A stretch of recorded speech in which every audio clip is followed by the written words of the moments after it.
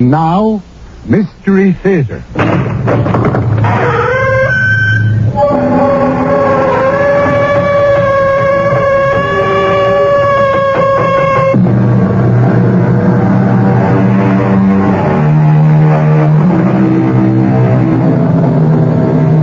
Come in. Welcome. I'm E.G. Marshall. I would like to ask a question to which I tell you in advance I expect no answer.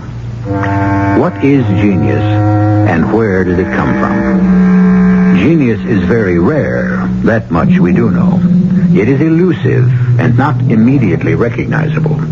It cannot be purchased, nor can it be cultivated. So, rare, intangible, and not to be acquired by any means, then when is it, and what is its source? Aware that I've asked the unanswerable, I present you now with the words of the Roman writer Plutarch, half a century before Christ. Genius is a deity. Where is my angel, Doctor? Your what? My angel. I'm lost without my angel. I don't think I quite understand. I thought I saw her sitting on my typewriter. But when I sat down to work, Doctor, she wasn't there at all.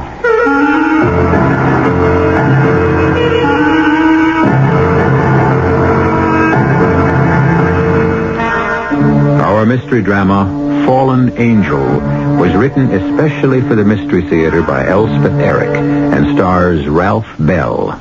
Something special.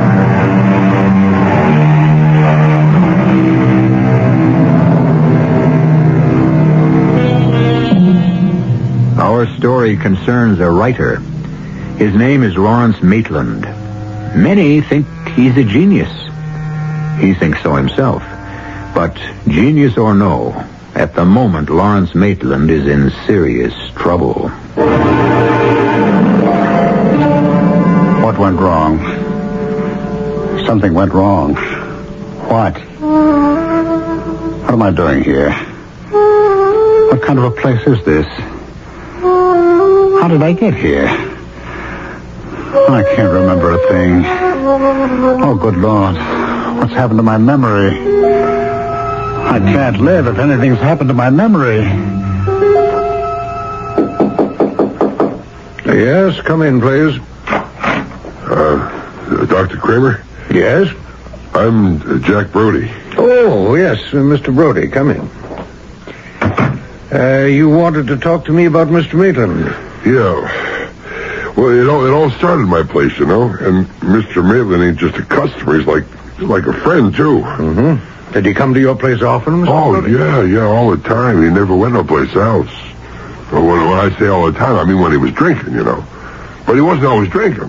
But there was months at a time he didn't drink at all. A periodic drinker. Yeah, well, he went on benders, you know, 2, 3, maybe 4 times a year. And always at your place? Yeah, right. Well, why was that, do you suppose? Well, I don't know. He wouldn't be recognized there. Not very likely. It's near the waterfront, you know. We don't get people from Mr. Maitland's kind of background as a rule. Mm-hmm. Well, him and I got to be what you might call friends. I mean, he knew I'd look after him. How? Well, when he'd get himself really boozed up, I'd call his taxi for him. His taxi? Yeah, it's the same one every time. The driver's a guy named Ivan Kaplan. He was like a friend of Maitland's, too. Ivan would take him home and get him to bed. And lots of times I'd even wake Mrs. Maitland up. He just knew what to do. Yes, Mrs. Maitland told me. Would you care to tell me just what happened that night? Morning. It was in the morning. About 11 o'clock, that's when I opened up. And, well, the place was empty when he come in. I hadn't seen him in some time, but I wasn't exactly surprised. I knew sooner or later he'd show up. Hi, Jack. Hey, Mr. Maitland. I thought you'd never open up. Well, never before 11, you know that. Well, what's your pleasure? You know damn well what I drink. Make it a double. Right. Water with it? Beer on the side. Well, it's your liver. What's that? Who came in? customer. Yes, sir? Beer? Jack? Please. Hey, Jack. I need another drink here. Yes, sir. Be right with you, Mr. Mason. Now. Right now. You want the same? The same exactly. No, wait. I still have some beer left. Double? I said the same, didn't I? Who's that man? Enter the bar with a beer. Him? I think his name is Jones. You know him? Well, just over the bar. He keeps staring at me. Huh? Well, maybe he knows you from someplace. Impossible. I never knew anybody like that. Well, maybe he's seen your picture in the paper. I've seen it a few times. Hey, maybe he caught you on the TV, huh? Cheap publicity. My publisher thinks it's important. Well, sells books, probably. My books sell themselves. Yeah, well... Jones. Is that his real name? Yeah, that's what he told me. I think he said Jones. Don't you know? Oh, it's none of my business. He says his name is Jones. As far as I'm concerned, his name is Jones. Well, tell you, Jones, to stop staring at me. No, I don't think he's staring at you, Mr. Maitland. No, what if he is? It don't mean nothing. That's what you think. He's getting up. Occasional beer is all he drinks.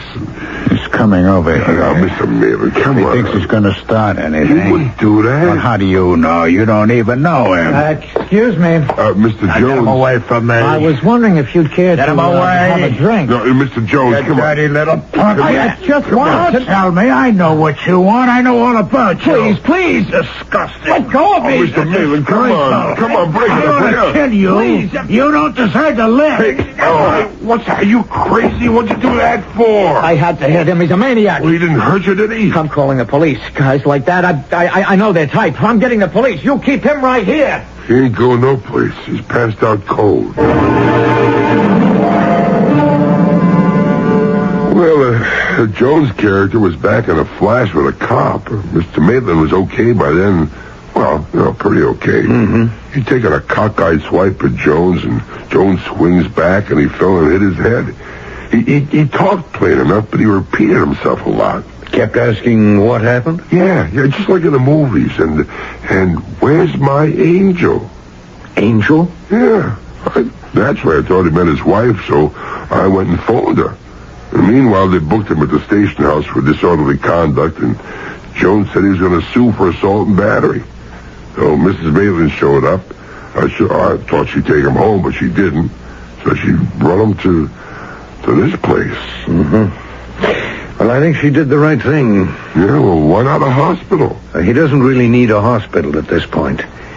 He's better off here. I can't get over the yellow sheets. Buttercup yellow. And with the sun shining on them. Very cheery. It's hard to be depressed on yellow sheets. Is that the idea? Am I in some kind of asylum? A mental institution? Oh, Lord. That'll make some kind of a headline. Lawrence Maitelland, America's foremost novelist, confined to a mental institution. But how? Why? Who did it to me? Who put me here? Pauline? Oh, why would Pauline do that? She's got no reason. No reason. Except to get rid of me. Oh, yes, there's always that. That would be the reason. Yes? Who is it? Good morning, Mr. Maitland. Who are you? I'm Dr. Kramer. Max Kramer. How are you feeling? I feel fine. What is this place? Some kind of a nut house? Who put me here? It's a sanitarium. Your wife brought you here after a minor fracas in a bar room and a brief appearance in front of a judge. I've been in jail? Only very briefly. For what? Oh, creating a disturbance and assaulting a man who threatens to sue you. What man? I only know his name is Jones. How do you know that much? The bartender told me. Jack Brody, you talk to Jack? He seems to know you quite well. I do all my drinking at Jack's. Why? There are more attractive places. Jack's my friend. He looks after me. Why should anyone have to look after you? Sometimes I drink too much. Not often, but sometimes. Rest of the time, I don't drink at all. I'm not an alcoholic, in case that's what you're kicking around in that candy little brain of yours. I do not have a drinking problem. It's just that once I take a drink, I can't stop. Oh, I see. What are you smiling at? Well, you've just handed me an accurate description of an alcoholic. One for whom a single drink is too much and 100 not enough. Well, that about sums it up, I guess. Well, go ahead, ask me. Ask you what? Why do you drink, Mr. Maitland? You who have everything, talent, even genius, success, acclaim, looks, charm. Do you have charm? Well, a certain amount. Don't I? Well, women seem to think so. That must be very gratifying. Not that I take advantage of it. I don't. Because I happen to have a very beautiful, very exceptional wife. You'll see when you meet her. Mrs. Maitland and I have already met. You have? Yes, she's the one who put up bail for you and brought you here. She's been here every day. Well? Well, what? Isn't she everything I said? And very clever, besides? Well, we've only talked, she and I, half a dozen times, and mainly about you. Well, she could tell you a lot, if she wanted to. About why you drink too much? About lots of things. I'd rather you told me. I drink when I can't write. When my angel deserts me. When she's with me, I write. When she won't come near me, I don't. I drink. Your wife didn't give me that impression at all. What does my wife know about it? Well, you said when she's with you. My angel isn't my wife, Doctor. Is that what you thought? Oh, well, the way you talked about her, I'm sorry. My angel... Well, she's my angel. Created by God. Or don't you believe in God? Well, let's keep talking about what you believe. Well, angels are not necessarily created by God. Actually, I doubt that mine was. Some angels are beings elevated to their celestial status by their intelligence. But extraordinary intelligence. But they are composed of heavenly matter. There's no doubt about that. They mediate, at least mine does, between me and the God force. I do believe in the God force. Don't you? And my angel puts me in contact with the God force. And I write. I write like an angel. You've probably heard that said of me. Or read it someplace. I don't do a lot of reading outside my own specialty. And what specialty is that, pray tell? Psychiatry. Oh. Would you like to analyze me, Dr. Kramer? Would you be interested in being psychoanalyzed? Not if it would take away my genius. I don't think it would do that. Well, it's supposed to make you normal, adjusted, able to integrate with the group. Isn't that the idea? No, it's supposed to help you make the best possible use of whatever abilities you have. I have the ability to write. And I write. Like an angel. Sometimes. When my angel is with me. Other times you drink to excess. And you think you could find out why I do that? I think together we might be able to find out. I'll think about it. If it worked, I wouldn't need my angel anymore, Perhaps not. Or perhaps you'd give her another name. I'd like to be able to write whenever I felt like it. Writes well, I mean. Would you like to have a typewriter sent up to your room? What good would a typewriter do till my angel comes back? Well, perhaps I should have one sent up anyway, just in case. If you want to. No. By the way. Yes? You said my wife had been to see me? Yes, every day. Today? She's downstairs right now. Would you like to see her? I think so. Well, I'll ask her to come up. Oh, doctor. Yes? Are you in love with my wife? Am I what? It's a simple question. Are you in love with Pauline? That's my wife's name, Pauline. Are you in love with her? I'll ask her to come up. He is, of course. But is Pauline in love with him?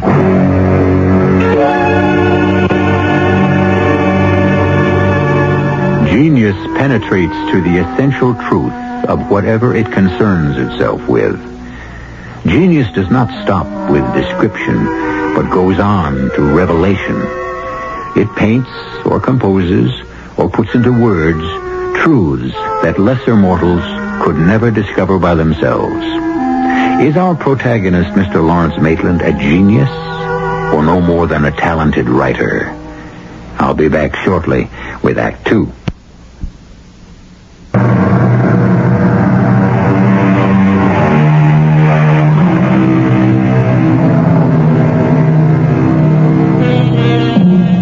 Mr. Lawrence Maitelland, you may remember, discovered himself in a large, airy room not his own, which he rightly deduced to be one of many in a mental institution to which he had been brought after assaulting a stranger in a bar.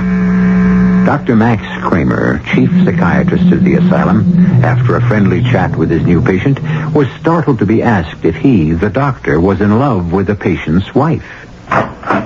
Doctor. Mrs. Maitland? How is Lawrence today? Better. Much better. Oh, I'm so glad. He can go home if he wants to. Really? Only I hope he doesn't want to. Why do you say that? Because I couldn't guarantee that what happened in Jack's bar wouldn't happen again. And perhaps again. But why did it happen? I mean, to hit a man who'd never done him any harm, a man he didn't even know. Mrs. Maitland, there are no easy answers. Oh, I know that. Everybody says I know that, but everybody goes on looking for easy answers. Yes, I'm sure that's true, but still But still, you'd like an easy answer. You're reading my mind, Doctor.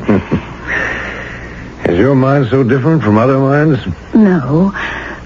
But his is, Dr. Kramer.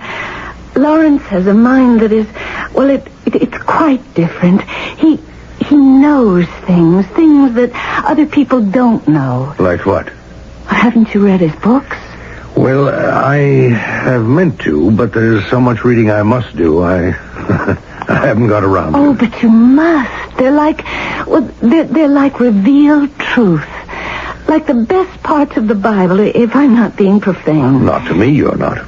Well, I'd read all his books before I met him, all those that had been published up to that time, and then when I met him, I felt like a schoolgirl sitting at the feet of a master.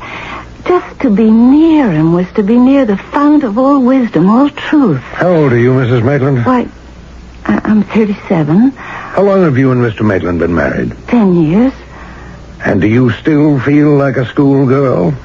Are you still sitting at the feet of the master? Well, yes, I do. I am. I don't think that's a very healthy way for a woman of 37 to feel. I think a woman of 37 should have formulated her own thoughts about wisdom and truth. Well, I never thought I never tried. I mean, I don't really know anything. You know a great deal. I don't know why you say that. Really, Because everyone knows a great deal. I'm not trying to flatter you. Everyone knows a great deal until he or she starts taking the word of someone else on faith. That's when the intelligence falters, when we start believing what's told us instead of what we feel to be true. Right. I think I see what you mean. Well, now, we were talking about your husband, weren't we? He can go home if he wants to. Does he want to? He seems somewhat interested in being psychoanalyzed. Really? We've never been interested before. Quite the contrary. Well, I can't say how serious he is about it now. But the incident in the bar, the fact that the man, Jones, I think his name is suing him for assault and battery, it puts a different light on things. Or it should. Of course, he has something the rest of us don't have. He has his angel. He told you about that? Oh, yes. It seems his angel has temporarily deserted him. Oh, it's Lawrence's way of talking. I don't think so. I think he believes he has an angel, a real angel. You and I perhaps would call it his ability to write. But if he wants to call it his angel, well, you know, at first I thought he meant you, Mrs. Maitland. Oh, for heaven's sakes, why would you think that? I don't know. I just did. Well, perhaps I'd better go up and see him now, if you say it's all right. Yes. Quite all right.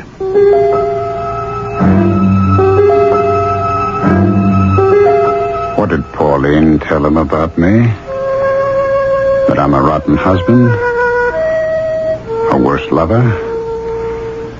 She could have said anything, true or not true. Told him everything I've ever said, everything I've ever done. Would she do that? The very intimate things? Oh, not likely. Not Pauline. Not that she'd be trying to spare me. She'd be trying to spare herself.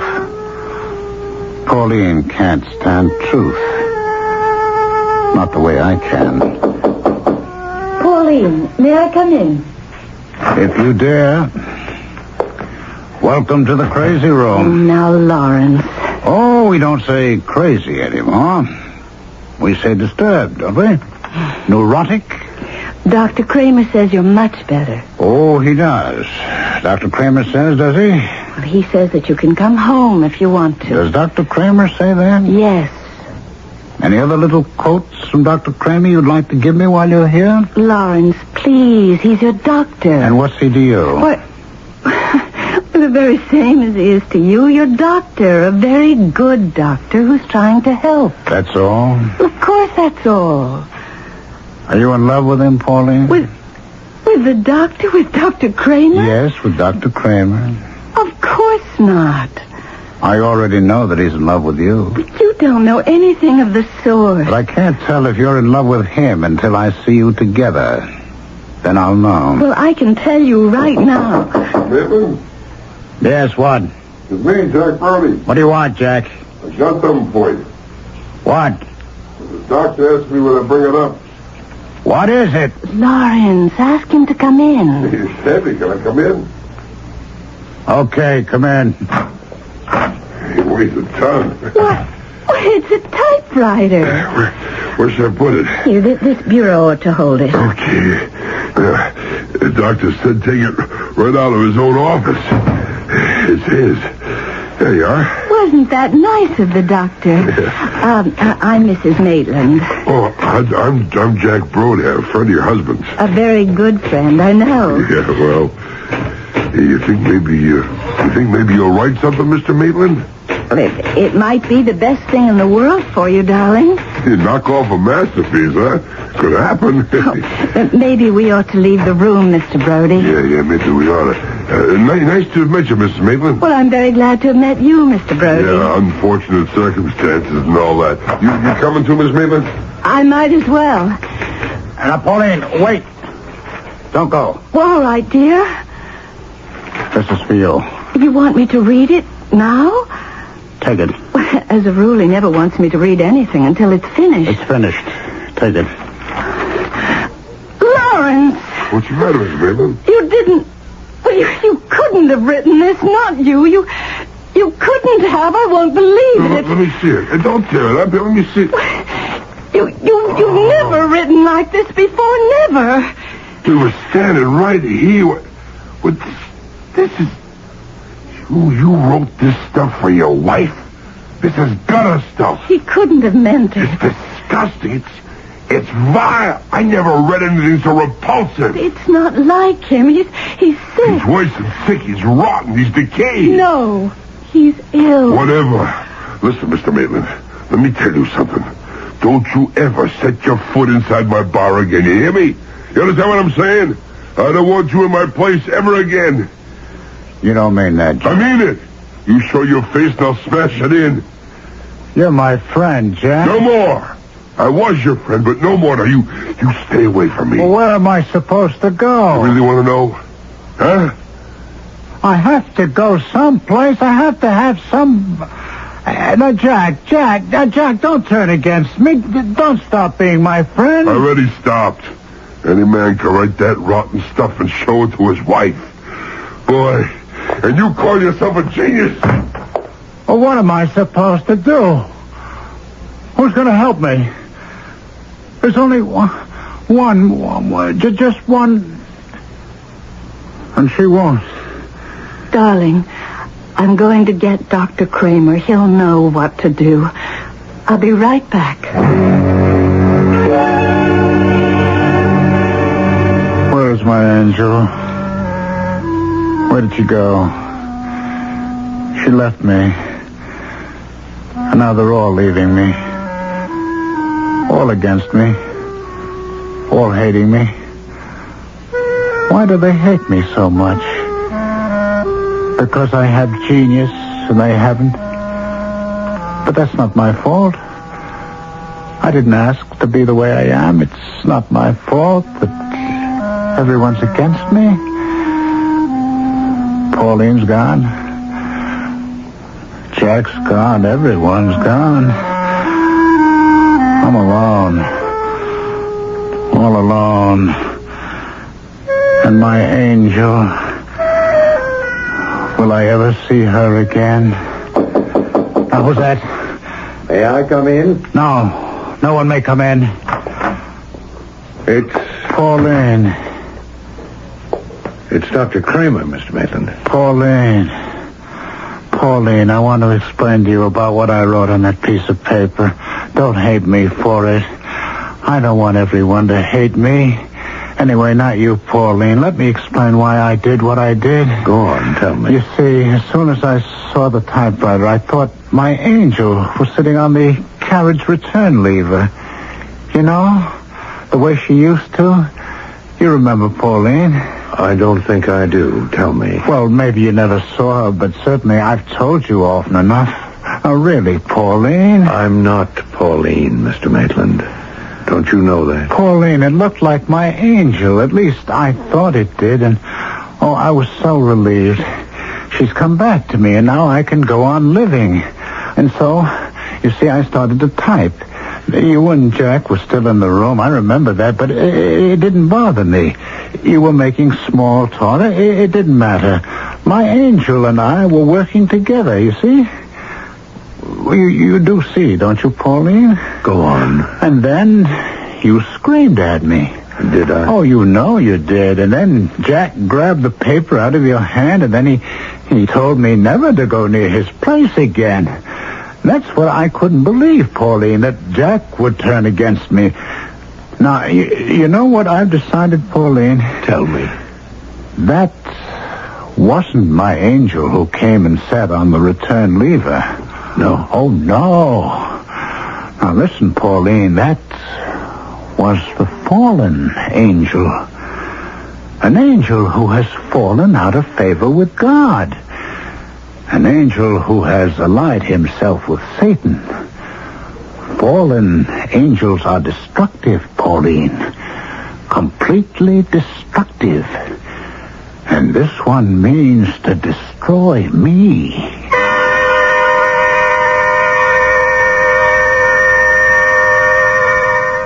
How is one to tell a true angel from one who has fallen from grace?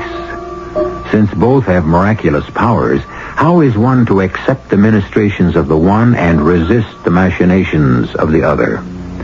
Speaking for myself, I I find myself modestly grateful that I have never been visited by any angel whatsoever of either kind.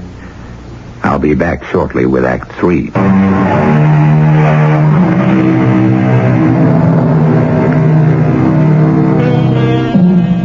When we left Lawrence Maitelland, he was explaining to Dr. Max Kramer, psychiatrist, why he had written a page of obscene prose and handed it to his shocked and horrified wife.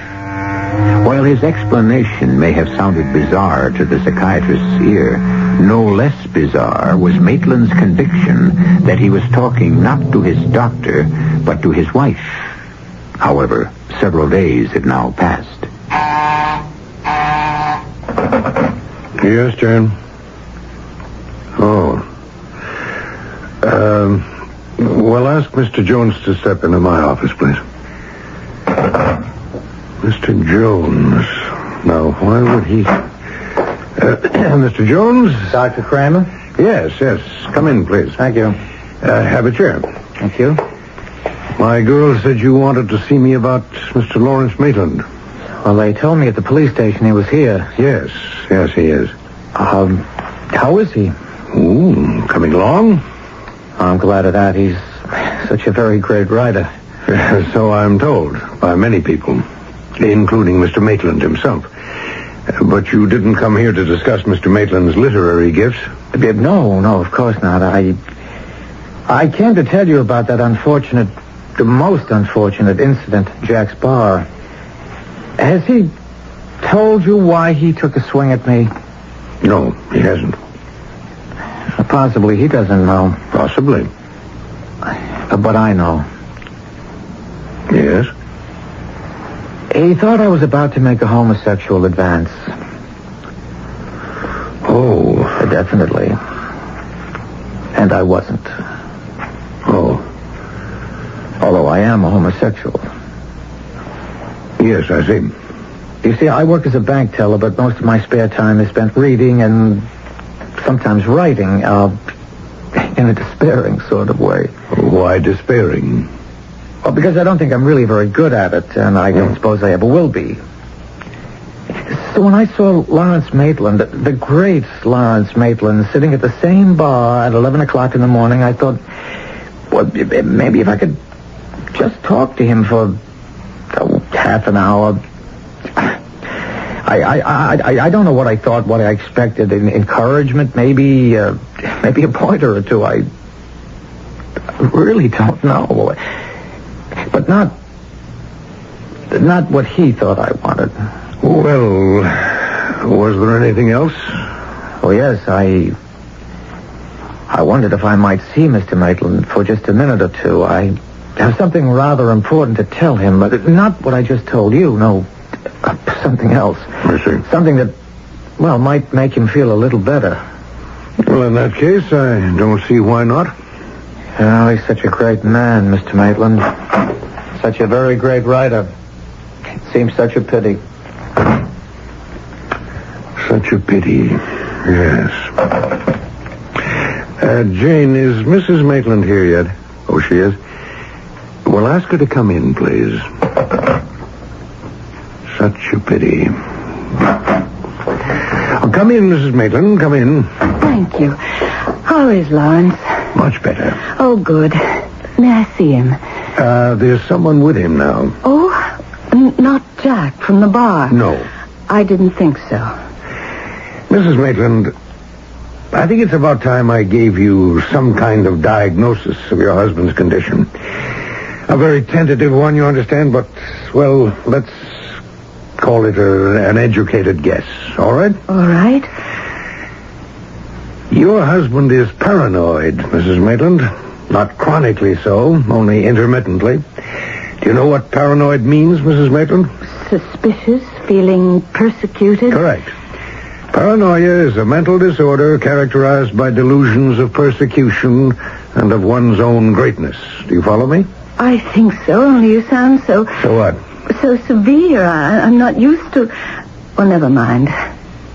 I don't mean to sound severe. It's all right. But, Dr. Kramer, Lawrence is a great man. That's not a delusion. No one knows with exactitude what a great man is. Well, what's to be done, Doctor? I can't just abandon him. Well, psychoanalysis might help. Would he do that, do you think? He might. Should I talk to him about it? It's better that I should. I wouldn't know what to say, really.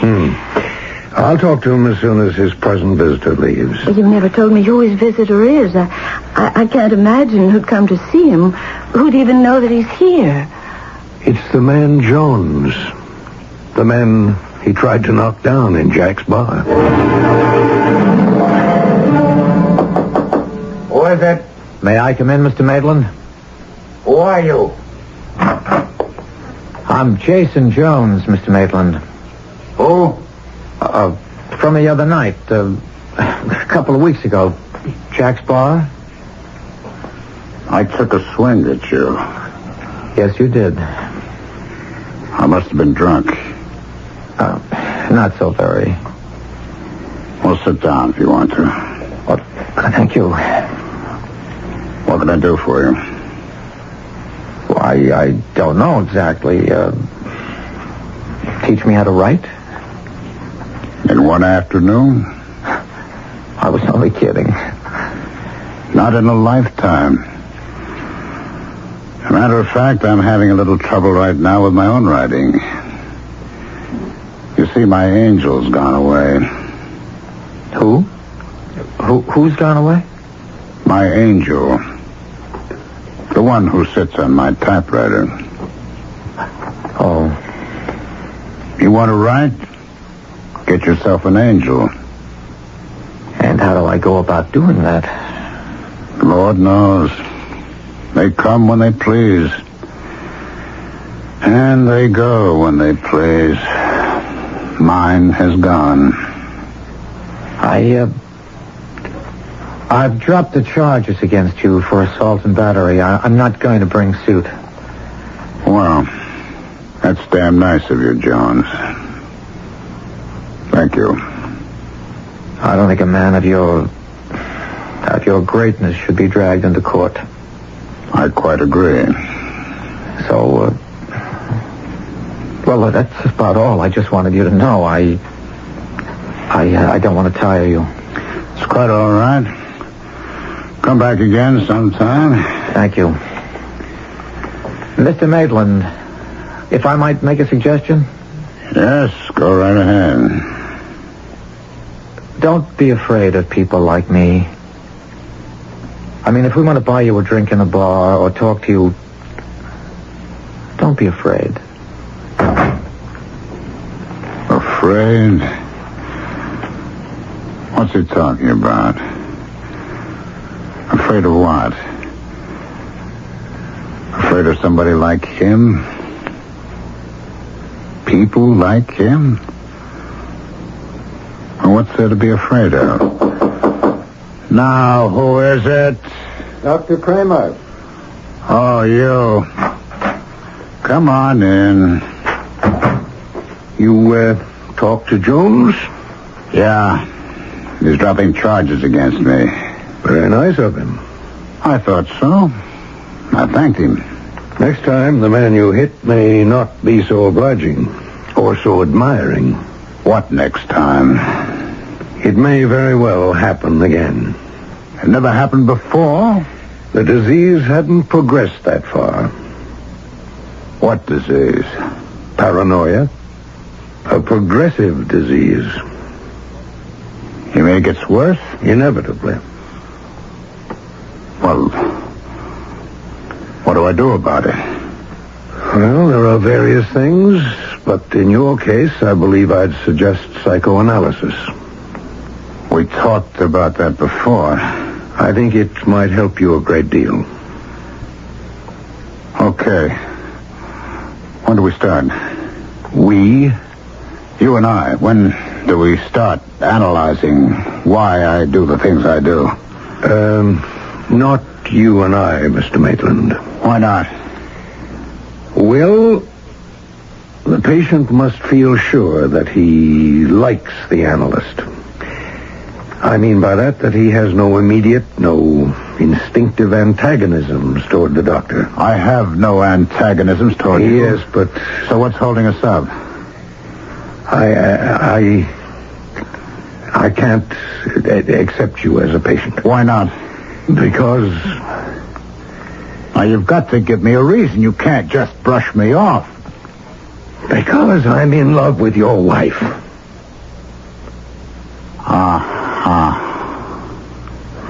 I don't know how or when or why it happened, but it happened. I was right. When you asked me, did I love your wife, it was not true then. It came later. It was true then. I knew because I am Lawrence Maitelland, and I know these things. Doctor, I'd like to be alone for a while, if you don't mind. Of course. We'll talk more later. Perhaps we will. Perhaps. Goodbye, Doctor. Goodbye. If you need to talk to me... I don't think so. Well, in that case... What was that? What was what? I thought I heard something. Oh, did you hear her, too? Her? My angel. She's back. She is? Can't you see her? She's sitting on the typewriter. I can't say that I do see her. Not really. No. I don't suppose you can.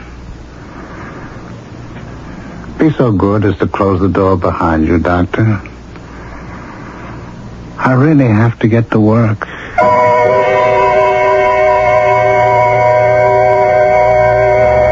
Tell me, John Matthias, someone is supposed to have said to the man who came to be called St. John of the Cross, how do you write your wonderful canticles?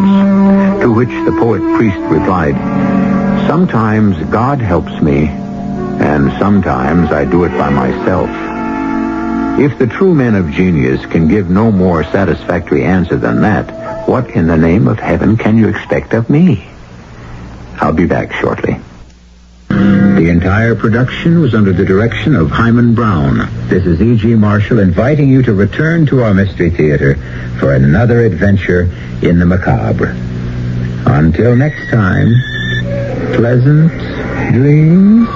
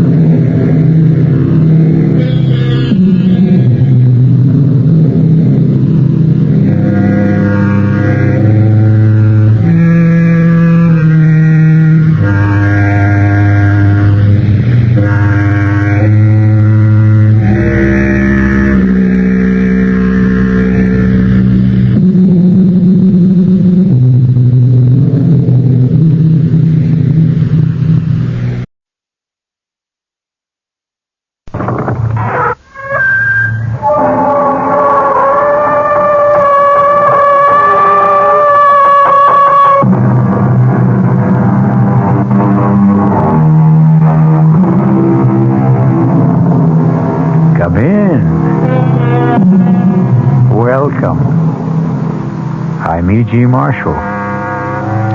Welcome to the sound of suspense. Welcome to the fear you can hear. But mostly to the world of terrifying imagination.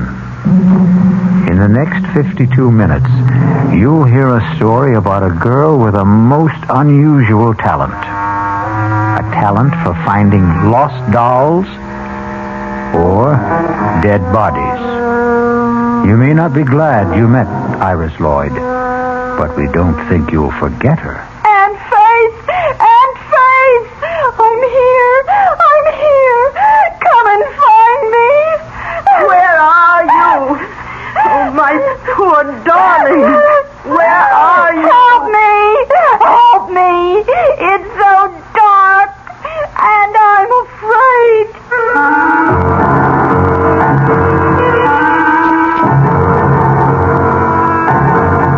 mystery drama, The Girl Who Found Things, was written especially for the Mystery Theater by Henry Slesser and stars Norman Rose.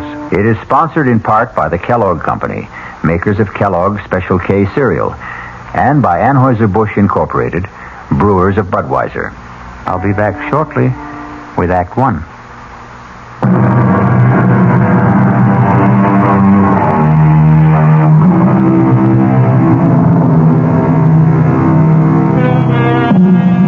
And now, Act One of The Girl Who Found Things.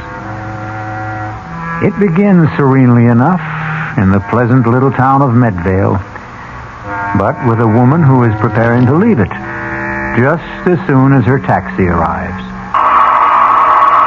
Come in, Lucas. The door's open. Oh, for heaven's sakes, that man's dead. Oh, evening, Miss Wheeler.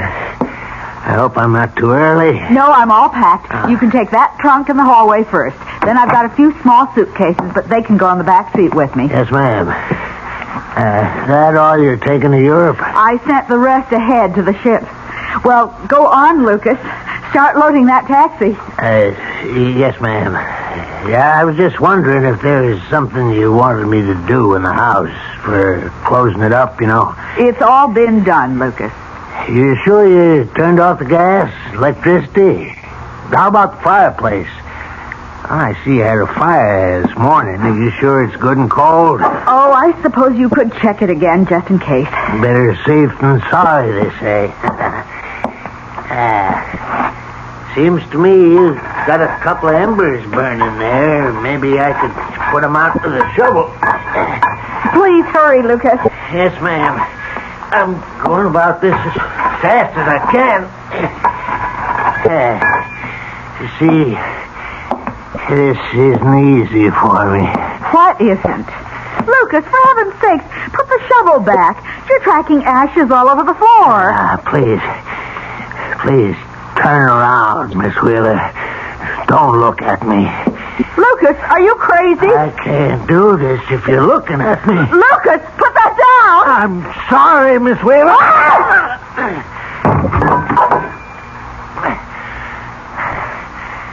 Had to do it, Miss Wheeler.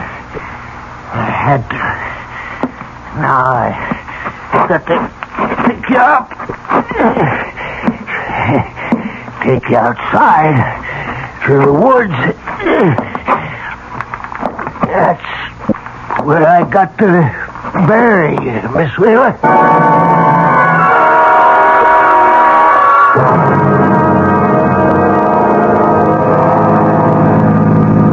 How much farther, David? We've been driving for hours. Almost there, darling. Just relax. Tell me more about your Aunt Faith. I don't really feel prepared to meet her. No one's ever fully prepared for Aunt Faith. I warn you that she's something of a character. Just waiting to be discovered by Monthly Digest. Anyway, after my mother died, she became less auntie and more motherly. That's why she was so upset when I got married and failed to do my filial duty. By bringing your bride home for approval. Something like that. I suppose she's going to resent me for being 2 years too late. So take my word for it. She'll be crazy about you. But remember what I said. She's an old gypsy. Don't be surprised if she drags out a crystal ball and starts predicting your future. Speaking of which, there's our future for the next few months straight ahead of us. The old homestead. David, is that you? It's us, Aunt Faith. Oh, David, my handsome boy. Hello, Auntie. Oh, I'm so glad to see you. It's wonderful seeing you. Aunt Faith, meet Rowena. Well, and it's about time. Hello, Mrs. Demarest. Nice to meet you at last. Oh, David, she's beautiful. Well, come inside. Come in. I've got a fire going. Let me take your coat, my dear. Oh, what a lovely fur. What is it, mink? Sable. I told Rowena she ought to wear the label on the outside so that people... Oh, well, I didn't know that you had company, Auntie. Oh, yes. David, this is Lieutenant Reese.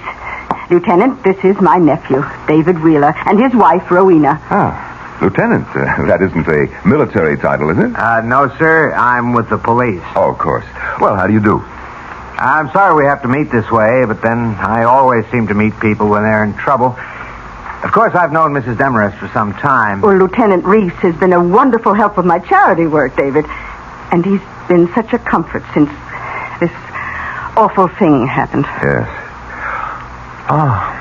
Well, it's been years since I was in this room. I'd appreciate it if you and I could have a word alone. Oh? Oh, Rowena, I'll tell you what. Why don't you and I go upstairs and I'll show you your room? Yes, that would be fun. I can even show you the room where David was born and his old nursery. Well, how long's it been since you left Medvale, Mr. Wheeler? Oh, maybe 10 years. I've been back here on visits, of course. Once when my father died 4 years ago. As you know, our family business is down south. Yes, I know. You and your sister... My half-sister. Yes, you and your half-sister, Geraldine. You were the only proprietors of the mill, weren't you? Mm-hmm, that's right. But you did most of the managing, I gather. When your parents died, Miss Wheeler kept the estate and you went to Virginia to manage the mill. That's how it was, right? That's how it was. Successfully, would you say? Lieutenant, I'm going to save you a great deal of time. Geraldine and I didn't get along. We saw as little of each other as we both could arrange, and that was very little. Thank you for being frank. I can even guess your next question, Lieutenant. You'd like to know when I saw Geraldine last. When did you? 3 months ago in Virginia, on her semi-annual visit to the mill. But you were in Medvale after that, weren't you? Well, yes, I came up to see Geraldine in March on a business matter. As my aunt may have told you, Geraldine refused to see me. What sort of business matter was it? I wanted Geraldine to approve a bank loan I wished to make to purchase new equipment. She was against it, wouldn't even discuss it. So I went home. And you never saw her again? Never. And in case you're wondering, Lieutenant, I have no idea where she is. No idea at all.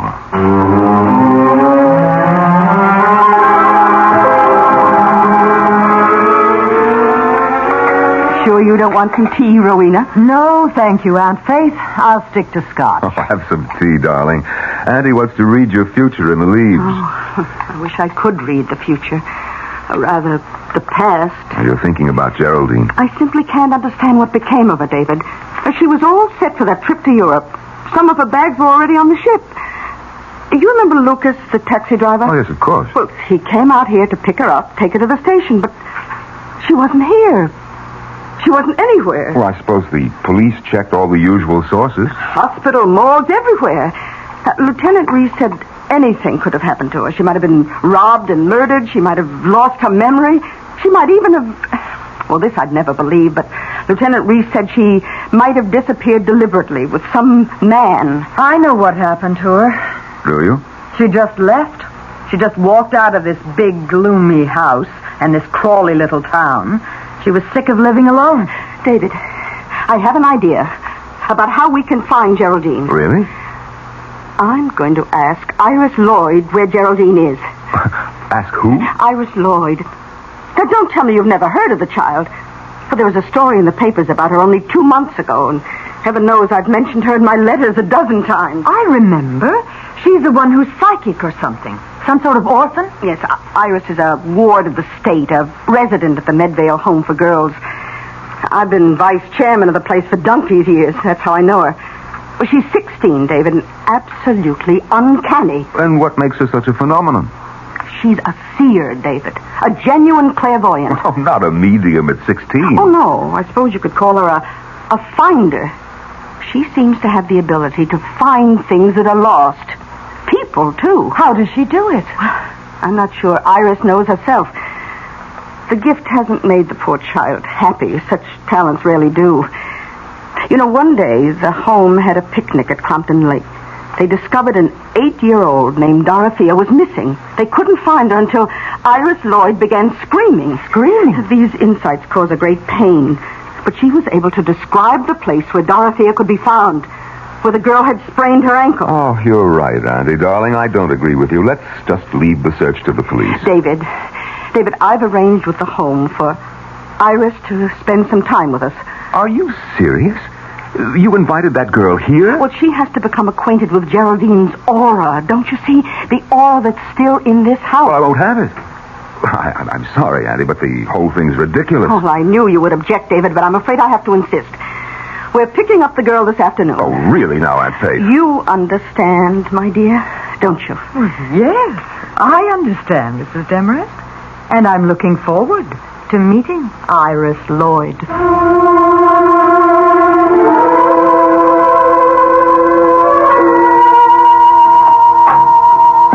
Please come in, Mrs. Demarest.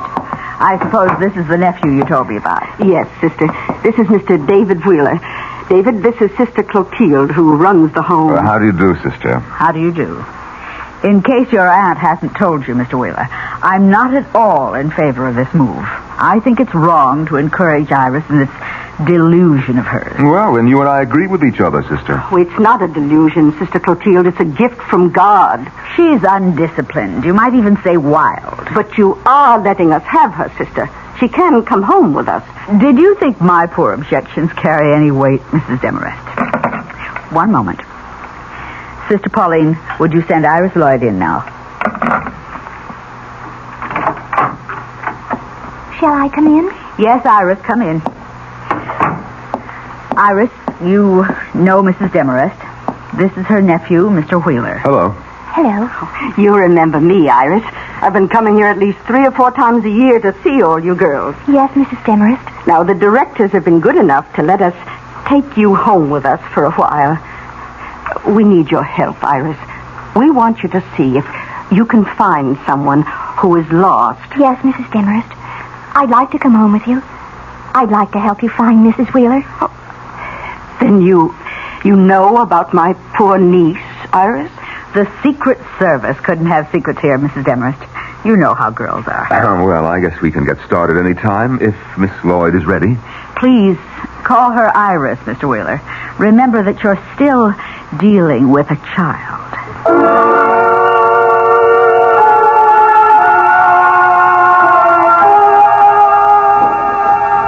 Iris, I hope you'll enjoy staying with us. I have a lovely room for you. I'm sure you'll like it. You know what I'd really like? What's that? A cigarette. What, Iris? Don't tell me you smoke, Iris. Only when I can get away with it. Well, you're not getting away with it now, for heaven's sake. Oh, never mind, never mind.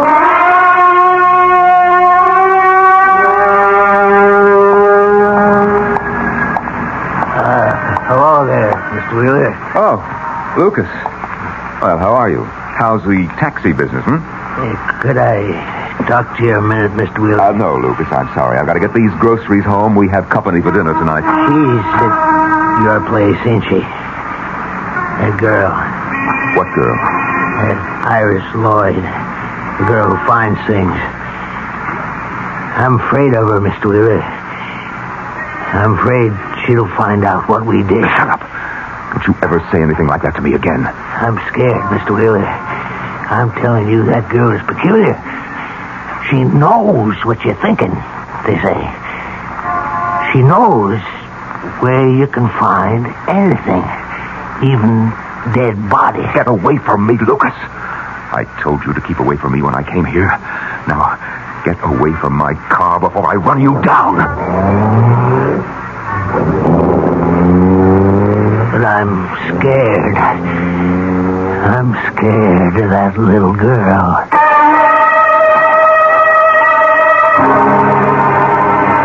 Lucas, the taxi driver, Lucas, the murderer, is scared. But David Wheeler seems to be frightened, too. And maybe we'll learn if the fright is justified when we return shortly with Act 2.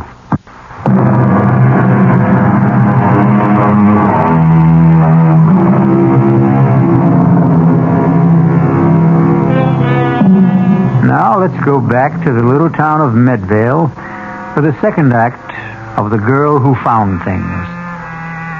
David Wheeler has just returned from his shopping trip, but he finds things are different in the big house at the end of the road. What happened here, Rowena? This room looks like a cyclone hit it. It was Hurricane Iris. What are you talking about? Aunt Faith caught her sweet little orphan Annie in here smoking one of my cigarettes. I didn't hear the whole argument, but I'll tell you one thing. That girl has the vocabulary of a longshoreman. Well, maybe that'll knock some sense into Aunt Faith. Iris started throwing things, and that's when Aunt Faith went upstairs to lie down. I'll go and see her. Tell her to take her psychic delinquent back where she came from. I wouldn't bother her now. She's not feeling well. Well, I'll see the little monster then. Where is she? Next door to us, in Geraldine's room.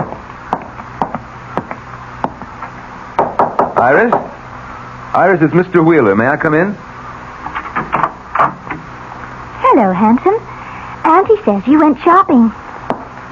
What have you been up to, Iris? Now, my aunt isn't a well woman, and we won't put up with any bad behavior. Now, what happened downstairs? Nothing. I found a button ashtray and took a couple of drags. You'd think I was committing a mortal sin the way she yelled at me. I heard you did some fancy yelling yourself.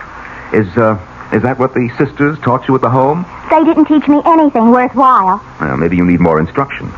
Maybe you better get back there as soon as possible. Oh, Mr. Wheeler, please. Oh, I'm awfully sorry. I didn't mean to do anything wrong. I didn't. Please don't send me back. No, wait. Oh, please. Now, wait a minute now. Oh, please don't do it. Oh, don't. What's going on? Oh, Mrs. Demarest, I'm so sorry. I don't know what came over me. It was the devil. I'm sure it was the devil trying to take my body and... Oh, there, Iris. It's all right, dear. I know you didn't mean what you said. No, it's the gift that makes you this way. And don't worry about what I asked you to do.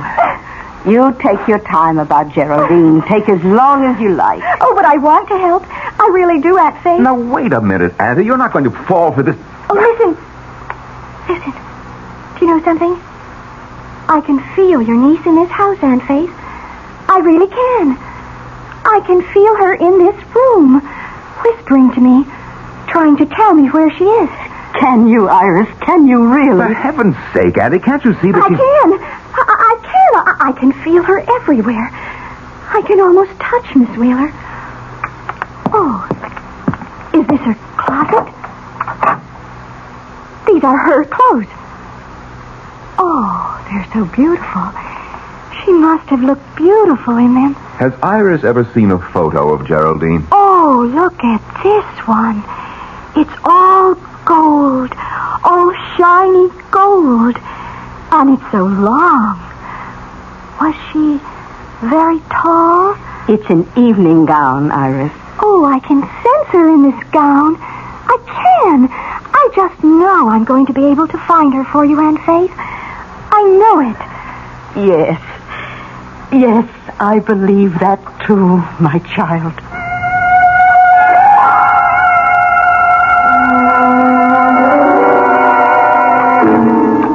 Won't you have some more of the beef, Rowena? No, thank you. And we'd better save some for Iris.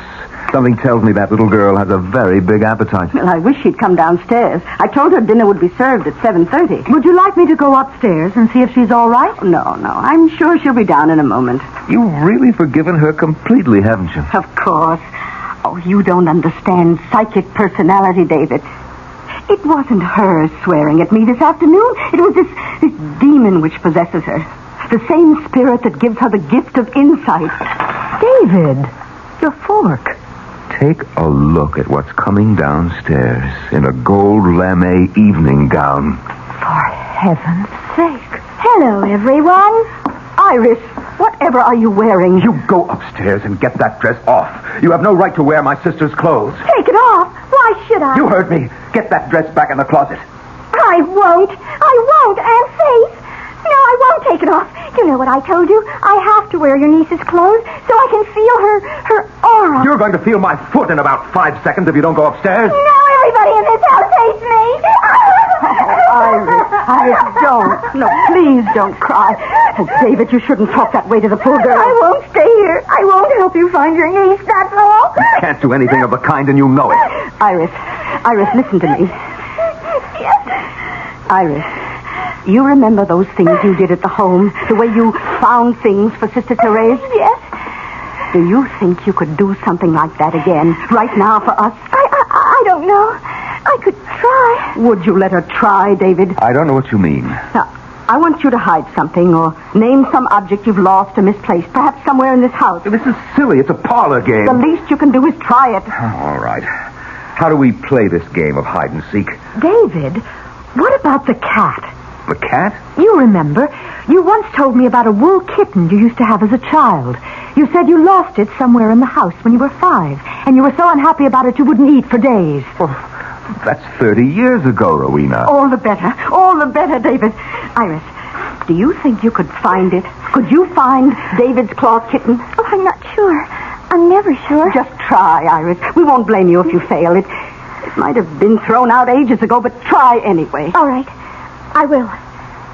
But you'll have to shut off the lights. And then what? Burn incense and chant? David, please, turn off the room. I'll do it.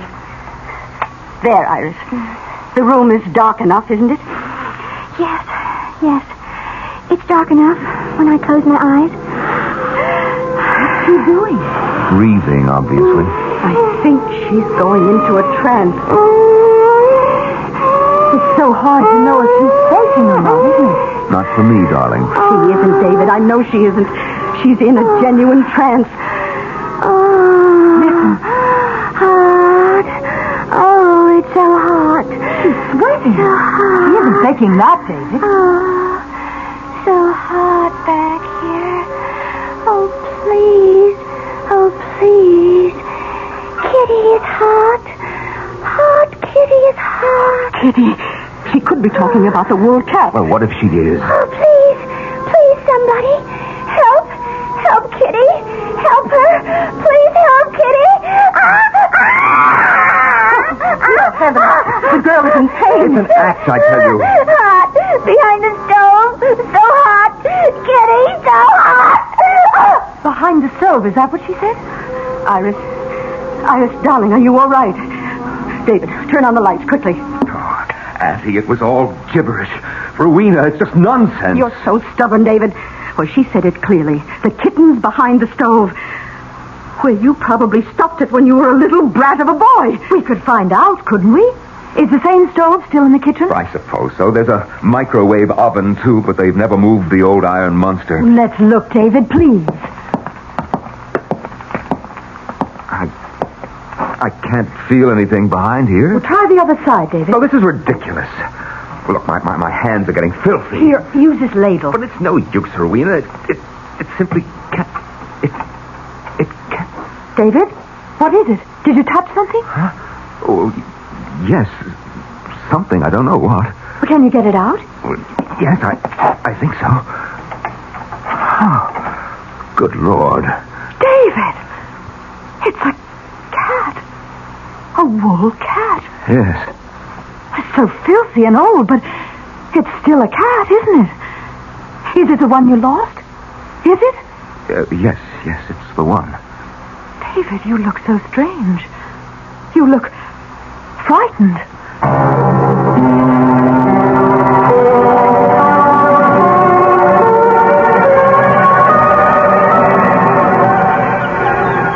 What are you doing here?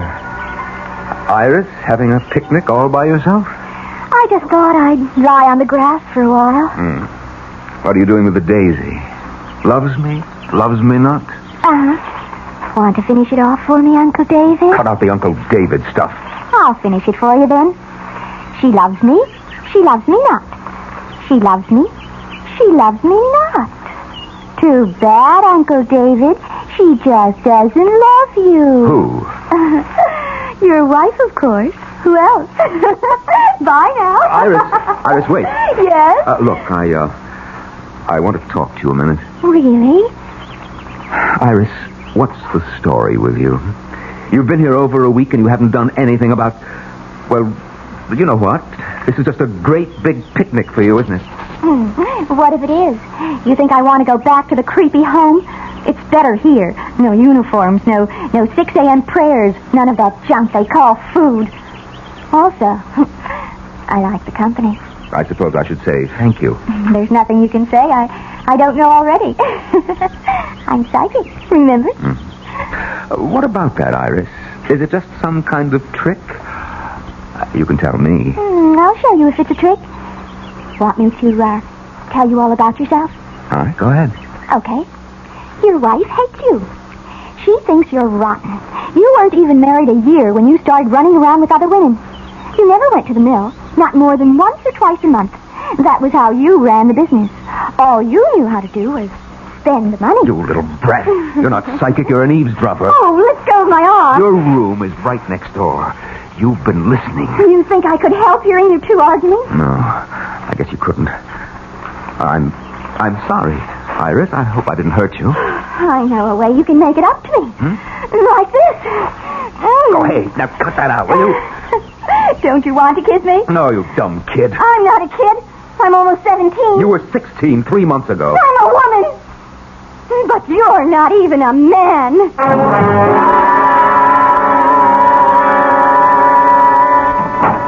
David? Yes, Auntie, it's me. Oh, did you call for a taxi? A taxi? No, why? Should I? Oh, I don't know, but Lucas's cab is in the driveway. He said he was waiting for you. Lucas? Well, I'd better go and see what he wants. Dinner will be ready around 7, David.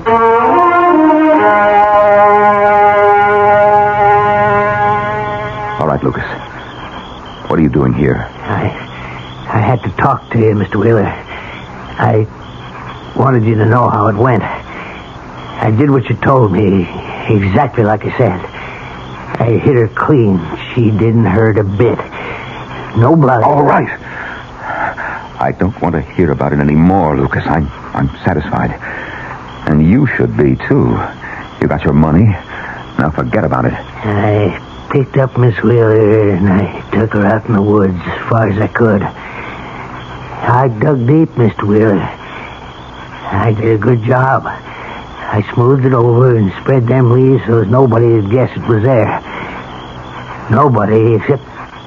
Oh, so it's that girl you're still worried about. I heard awful funny things about her, Mr. Wheeler. About her finding things. Finding that little girl that fell near Crumpton Lake. Maybe she can see right into your sister's grave. Iris Lloyd won't find her. Nobody will. But she's right behind the house, Mr. Wheeler. She's so close.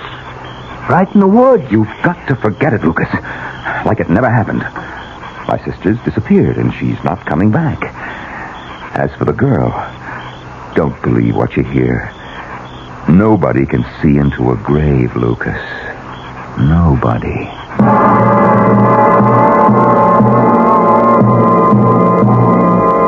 Is David Wheeler really as convinced as he sounds? Or can Lucas detect the doubt in his voice and the fear in his eyes? We'll learn more about the girl who found things when we return shortly with Act 3.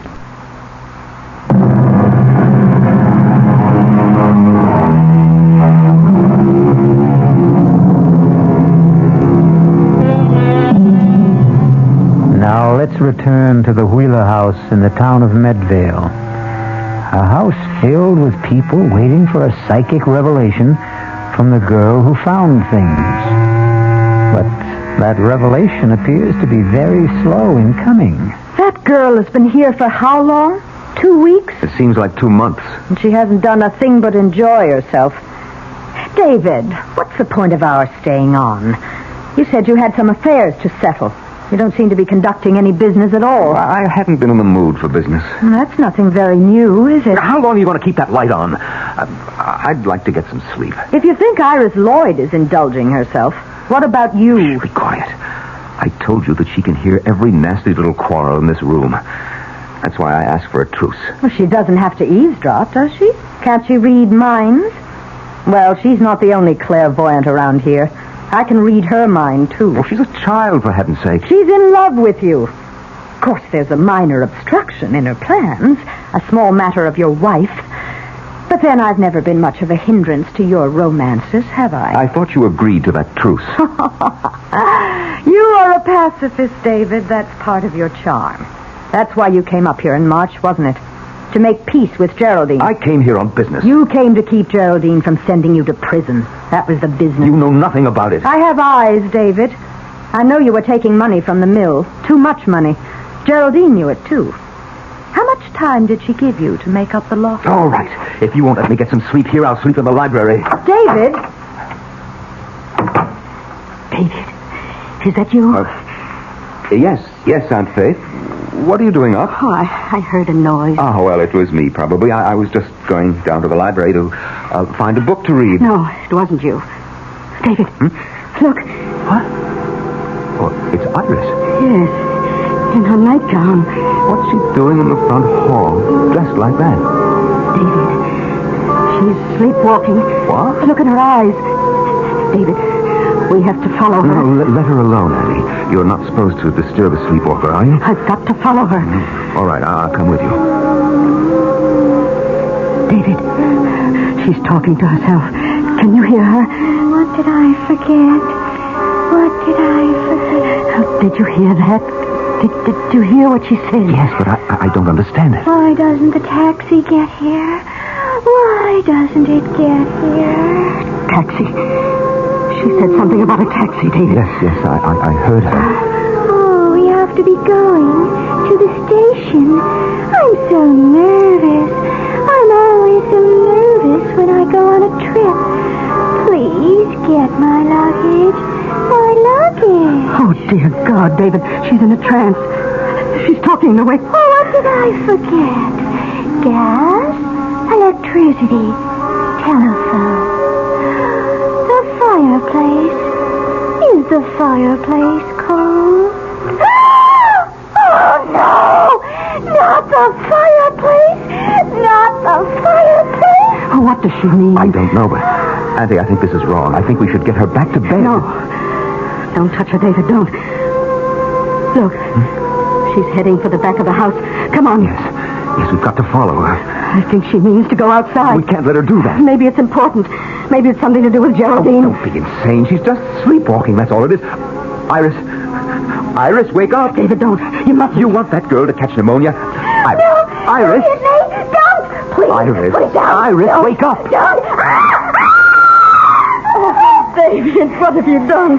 You're not supposed to wake a sleepwalker. Everybody knows that. Let me go! Stop it. Oh, somebody! Stop it. Help me! Iris, Help me. Iris, it's only me, Iris. He's trying to kill me! He wants to kill me! No, darling, it's all right. It's only us. Wake up, I said, wake up. Oh, you poor child, you poor baby. Oh, David, that was a cruel thing to do. And Faye! Yes, Iris, I'm here. Oh, are you all right? Oh, yes. Yes, I'm all right now. I was so frightened for you, dear. Yes, but I'm all right. I think that I'm ready. Ready? What do you mean, dear? I think I can do it now. I think I might be able to tell you. You mean where Geraldine is? Yes, I think I can. Oh, David, we've got to call Lieutenant Reese. Reese? At this hour? I told him I would call him whenever Iris thought she knew something. I promised him I'd call. But it's almost midnight, Auntie. He'll come. I know he will. I'll telephone him myself. You take Iris to her room. Oh, yes, all right. Come on, Iris. Yes, Uncle David.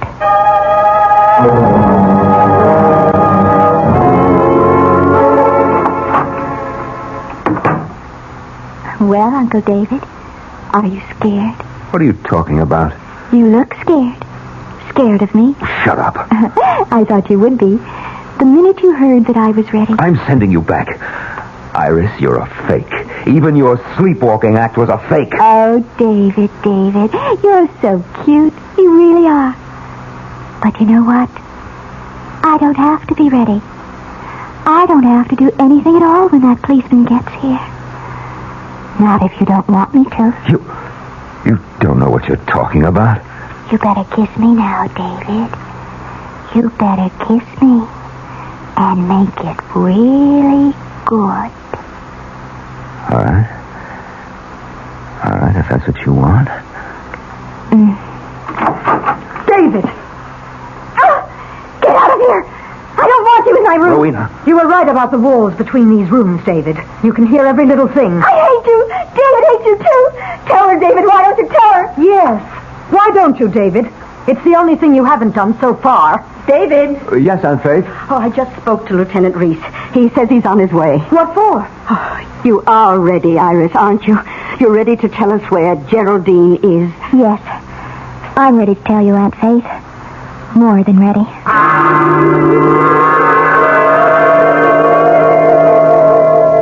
Are you sure she's all right, Mrs. Demarest? She looks awfully pale to me. Iris always looks that way when she enters the trance. It's a fraud, Lieutenant. The whole thing is a fraud. You mustn't be taken in. Well, I'm just trying to keep an open mind, Mr. Wheeler.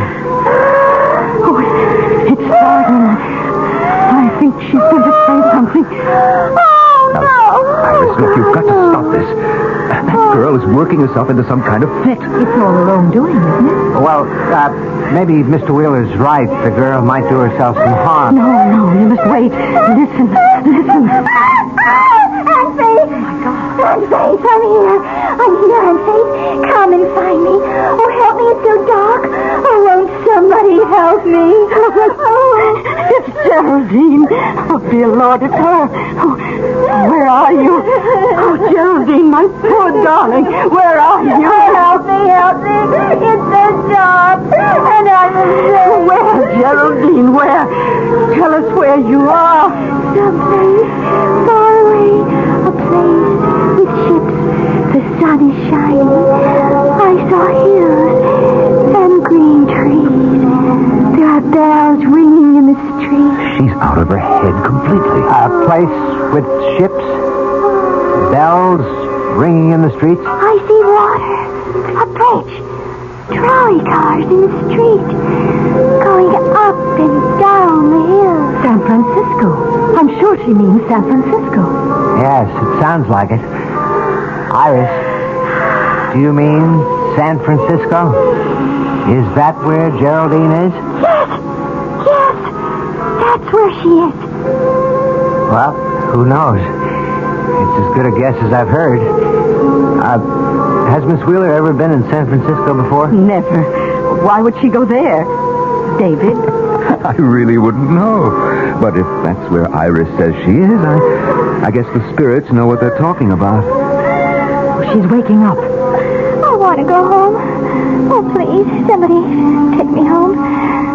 To Sister Clotilda.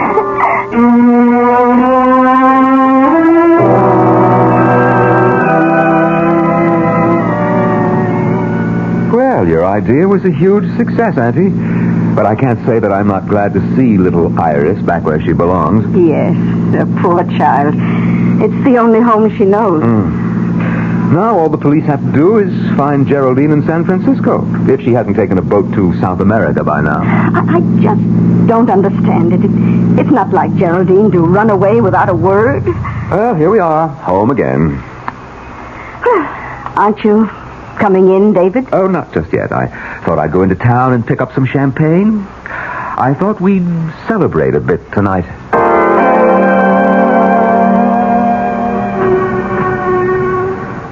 Well, hello, Lucas. How's the taxi business, huh? Could be better. You got any news for me, Mr. Wheeler? Oh, yes, Lucas. I've got good news. It's all over. Iris Lloyd is back at the Medvale School for Girls. And she didn't know. She couldn't find out where that woman was. She didn't know, Lucas, just as I promised. I did the right thing. I know it was the right thing, Mr. Wheeler, but I didn't want to tell you. Right thing? What do you mean? Well, I figured that girl could tell if the body was buried right outside the house, but she'd never find it if it was someplace else, someplace far away. Lucas, what are you talking about?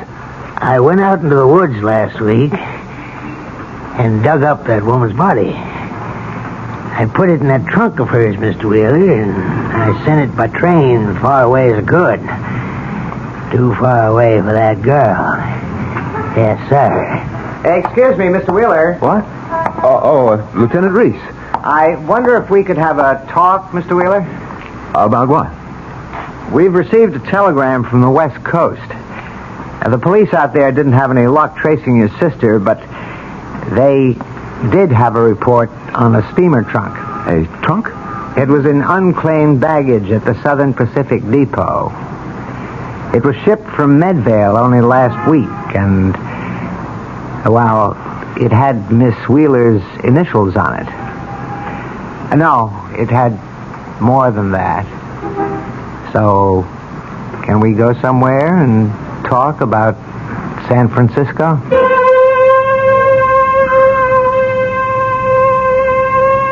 Well, Iris Lloyd is back in her own bed tonight, and her dreams will probably be peaceful. But David Wheeler is in for a nightmare that may last him for the rest of his life. I'll be back shortly.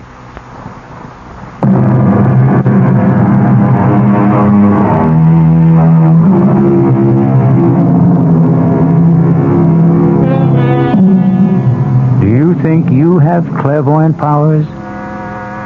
Have you ever had the experience of finding something that everyone else thought was lost? Actually, you've done exactly that. You found the magical world of radio drama. And now that you've made this find, we hope you'll come back for more suspenseful dramas to play inside the theater of your mind. Our cast included Norman Rose, Bryna Rayburn, Robert Dryden, Martha Greenhouse, Barbara Caruso, and Ann Costello. The entire production was under the direction of Hyman Brown. Now, a preview of our next tale. All right, Mr. Thompson, I'm a human being, too, and I guess if I got a letter telling me that I was rich, I wouldn't go into mourning. I'd probably go out and celebrate. That's why I wanted to see you, to suggest arranging that happy event without the slightest trouble on your part, without any obligation until you're completely satisfied. Now, in a short time, you'll receive another letter from Johannesburg informing you of the sad news that your cousin, Mr. Well, I still won't reveal his name. Let him remain anonymous. That'll make your decision a great deal easier, I'm sure. What decision? The decision to inherit his estate. This is E.G. Marshall inviting you to return to our Mystery Theater for another adventure in the macabre. Until next time, pleasant dreams.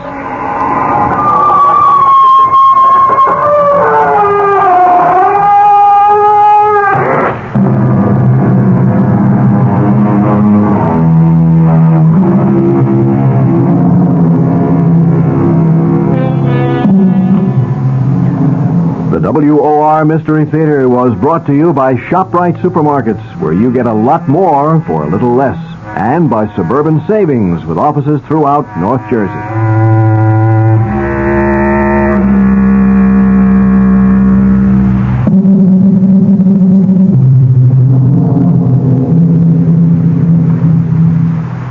The preceding Mystery Theater program was furnished by the CBS Radio Network.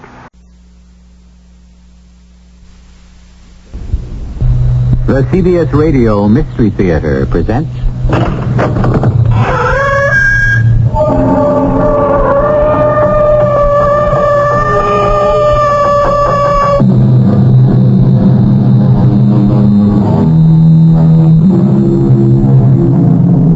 Come in. Welcome.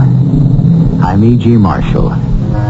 It is sport, as Shakespeare said, to have the engineer hoist by his own petard, the spider that becomes enmeshed in its own web, the boomerang that returns to strike its hurler. Yes, these are the delicious ironies of life, or death. And these are also the unusual, the striking, the dramatic examples. Much too commonplace are the multitude of little unseen, unknown traps most of us are constantly setting to ensnare ourselves. Peter, you have to see reason. Reason? Reason is all on my side. Well, you should know. The sheriff and the others, they've decided to bribe you. I have never in my life let money influence my decision. Go back and tell them it's a waste of time. But they don't intend to offer you money. What else could they use for a bribe? Me.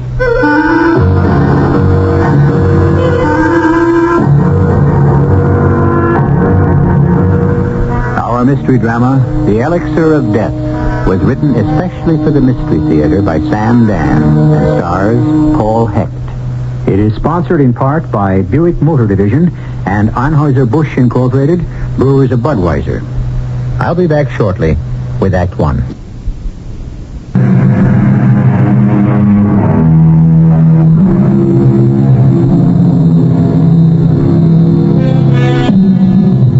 Let's get away from it all.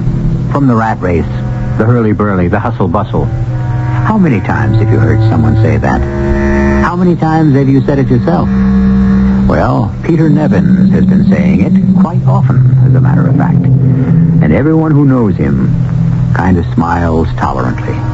Peter Nevins, a brilliant young physician with a fantastically promising career, Peter is going to cast this all aside for the life of a country doctor. You actually, seriously intend to resign? That's what it says on the paper. But why? Because I've had it. Had what? The rat race. I'm fed up with it. I want to live. Live? I want to breathe clean, pure air. I want to know the woods and the mountains. That's nonsense. Dr. Stern, I respect your ability as a man of medicine, Now, but... come off it. You made your choice long ago. What choice? You could have chosen something easy, pleasant, but you didn't. You chose medicine. You mean doctors don't have a right to live? Why are we indulging in this nonsense? You're a very special doctor, and you know it. I don't know anything of the kind.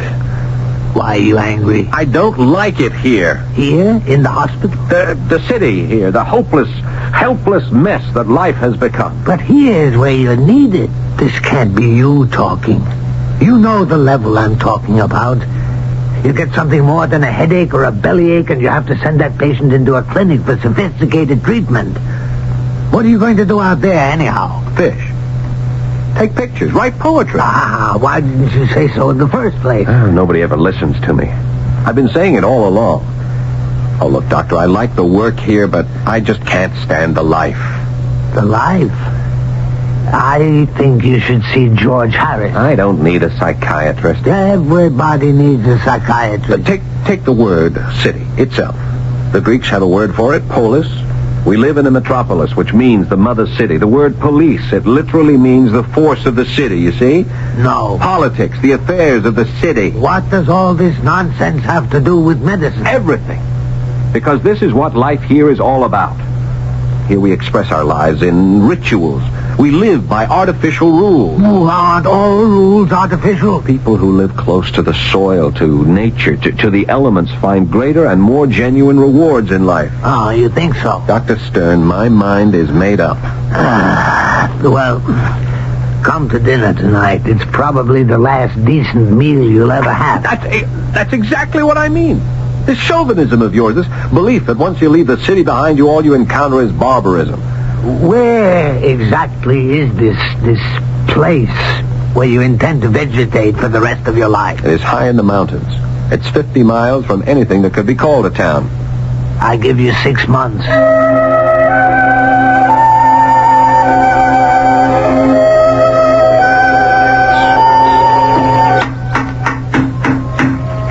Doctor. Oh, good morning, Miss Renshaw.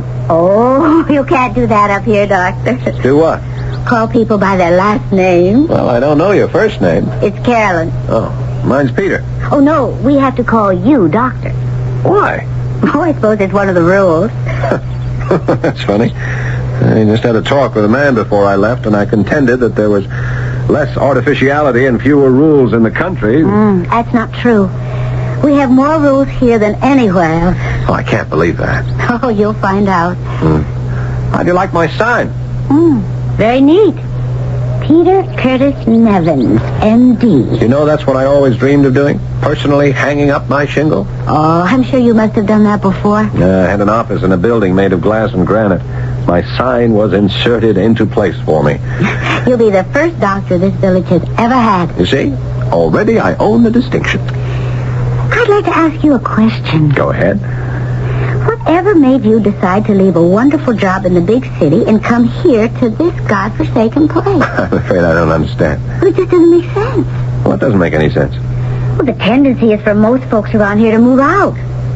But you're the first within recent memory to move in. You mean people actually leave here? Oh, every chance they get. Would you leave too? I can't very well. Not anymore. Oh, I'm afraid I don't understand. It's 8 o'clock. I'll be late for classes. Oh, that's right. I remember now. You're a school teacher. Doctor, I am the school teacher.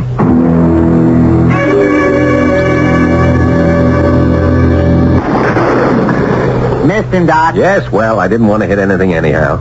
To me, this is just an excuse for a walk through the woods. How do you like it up here so far? Oh, it's fine. Just fine. Sure it's active enough for you? Sheriff, a man likes to have time for himself just to think and relax. Yeah, you get a chance to do plenty of that up here. Mind if I ask you a question? No, not at all. I bet I know what it is. Do you? Oh, yes. You probably want to know why I left a very lucrative situation in the city to come out here to the boondocks. Yeah, I confess it crossed my mind. Well, maybe I want the simple life. Well, life ain't simple no place anymore. I worked under a great physician, but it wasn't really medicine. Well, I don't really follow that. You see, Sheriff, one treated people, and one could cure the illness, but not the disease. Now I'm lost. The illness, in most cases, is a particular bug. So you kill that with a drug, or you cut away whatever that bug has infected or destroyed. But the disease itself remains because it was created by society. Yeah, well, what disease is this?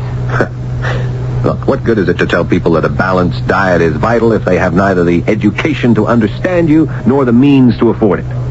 How can you tell a man he simply must keep off his feet when the only job he can get forces him to stand 8 hours a day? And that's what bothered you? It was too much, too complicated. I just felt my life was slipping away. It'll slip away from you here, too, Doc. Yes, but not so fast. Oh, by the way, you got yourself a new job. You're the health officer. Health officer?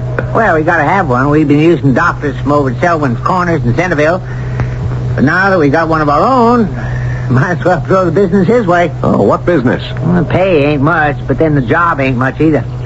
Let's see, got to inspect Ed's Market and Shorty's Diner.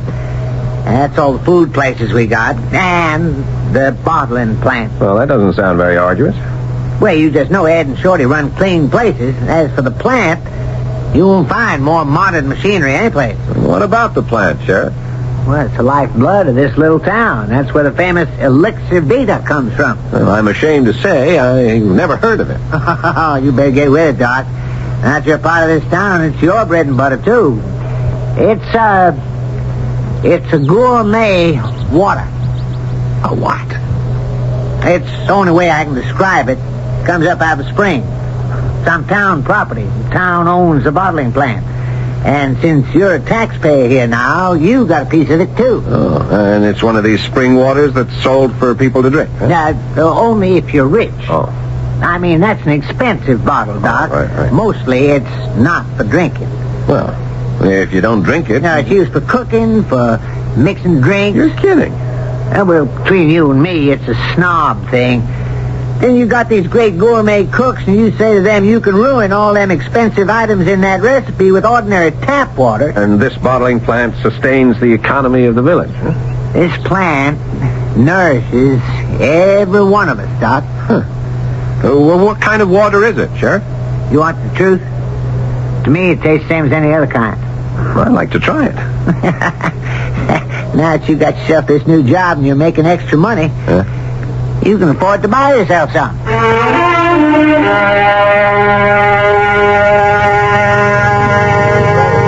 May I propose a toast? Oh, of course.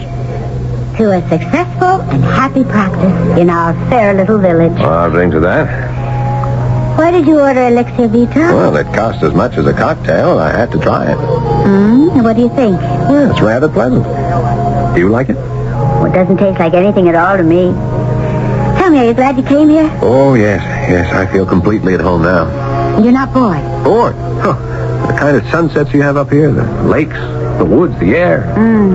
Well, that'll last a while. You happened to mention that people leave here. Why? Well, after a while, I suppose the sunsets just aren't enough. You said you would leave, too. I would, if I could. Well, if that's how you feel. I should have left 10 years ago. Why didn't you? My mother wasn't well. Oh, but that could have been an excuse. I probably didn't have the courage. Now it's too late. Oh, it's never too late to do what you want. I wanted to be free, to be my own man, so I walked out. I came here. You think you can be your own man here? Absolutely. I hope so. What's to stop me? I don't know. But all places are the same. Oh, don't say that. You don't know how different this place is. Different from what? The big city. On the surface, Doctor. Only on the surface.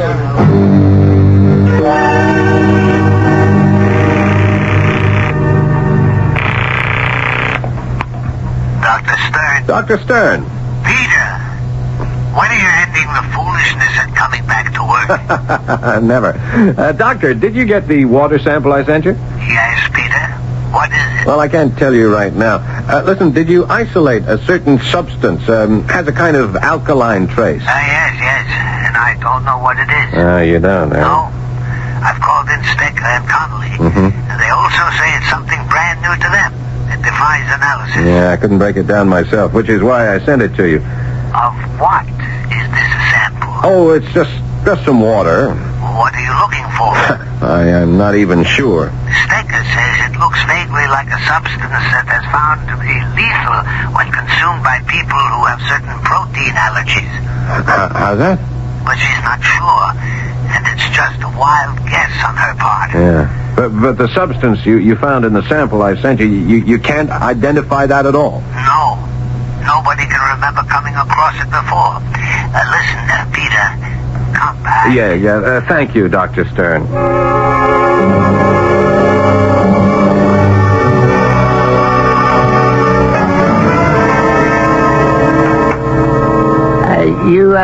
You want to see me, Doc? Oh, yes, come in, please, Sheriff. Okay. Sheriff, as health officer of this village, I am health officer, am I not? Oh, yes, Doctor. That was made official last week by the Board of Selectmen. Yeah. Well, I may be compelled to make an official decision. You mean you found something out of line? I may have.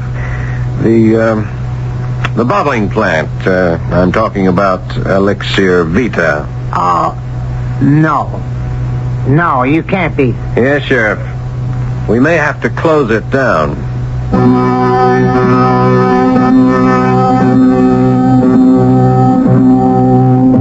We may have to close it down. A simple statement, and yet it can mean financial ruin and economic doom for an entire town. At this point, all we know is that Dr. Peter Nevins has fled to the country in order to find the simple life. What he and we are about to learn when I return shortly with Act 2 is that there is no such thing as a simple life for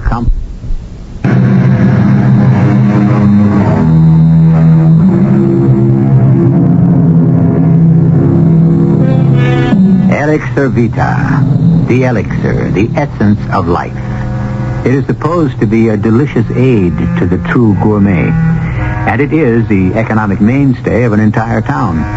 Is this happy equilibrium about to be upset? And by a man who has always been extremely reluctant to make waves?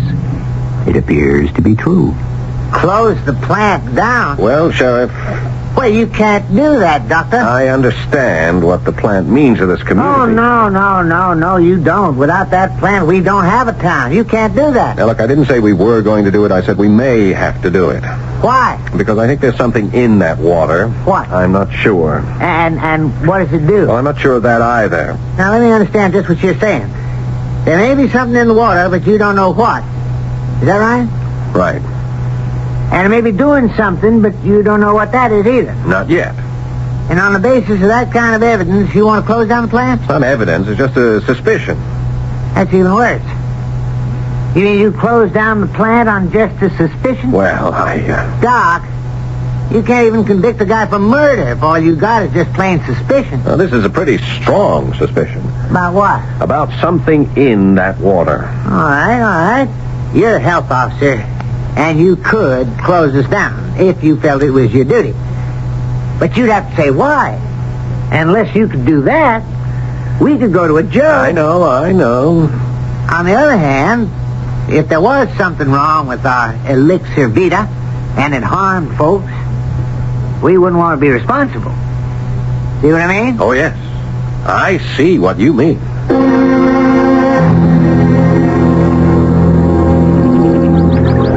When do the fish bite?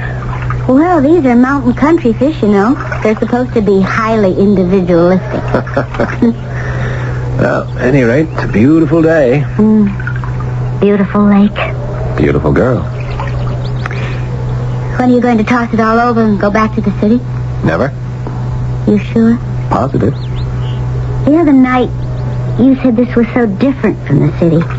And I said, only on the surface. You asked how. And I said you'd find out. And I remember I didn't agree with you at all. You also said, in the city you couldn't be your own man. Whereas here... What brings all this on? The city may have just caught up with you. In what way? In every way. Name one. Intrigue. Intrigue? Up here? You'd be surprised. Sheriff Blakely took me into his confidence. Oh. I'm supposed to use my wiles to worm something out of you. Well, I can't imagine what that could be. Oh, yes, you can. I'm supposed to find out just what it is you know, or think you know, about the elixir vitae. Aha. And how far will you go to discover the secret? Oh, Peter, I don't know. This thing has acquired a life of its own. We'll just have to see how it develops. I feel like an enemy general in a movie about to be done in by a beautiful spy. You see, there is intrigue in this town. And once you dig down deep enough beneath the surface, you may never have left the big city at all.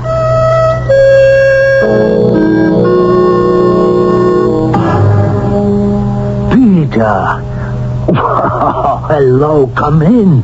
When I heard it was you, I couldn't believe it. Morning, Dr. Stern. How did you ever manage to tear yourself away from your busy practice? That is a low blow. And unworthy as well. Forgive me. Has Stecker done the lab work I asked for? Yes.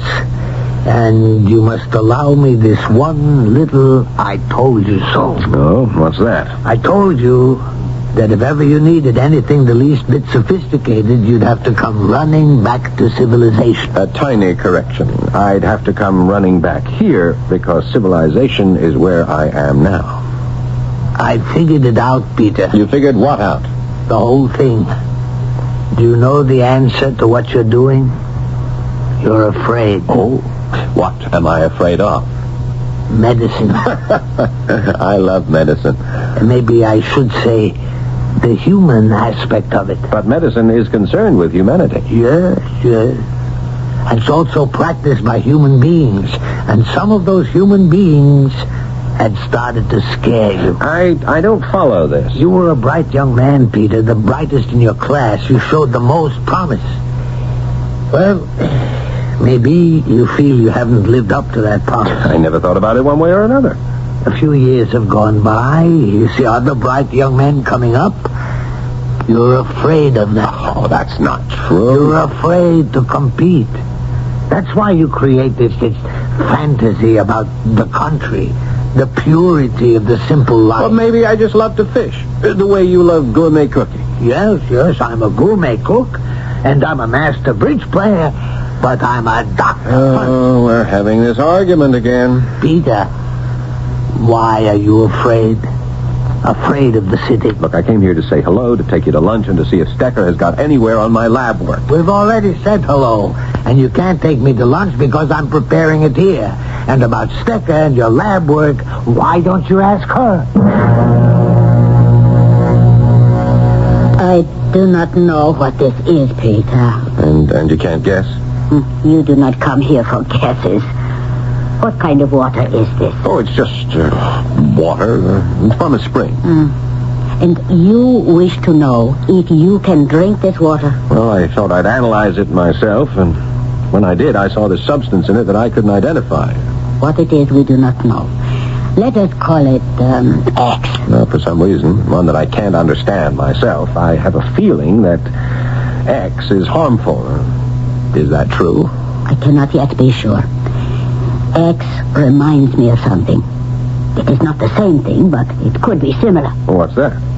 It could be dangerous for people who suffer from a protein deficiency. Are you sure about it? No. I suspect. That is all. Can you find out? I can try. Well, how long will it take? Peter, you know how long these things may take. 10 minutes, 10 days, 10 years, forever.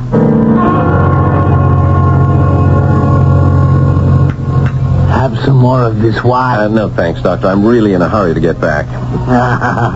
You see how the roles have been reversed. I, the busy city doctor, am relaxed. You, the calm country doctor, are nervous and impatient. I'd like you to understand one thing, Doctor. I am happy where I am. For the first time in my life, I know what it is to live through my senses.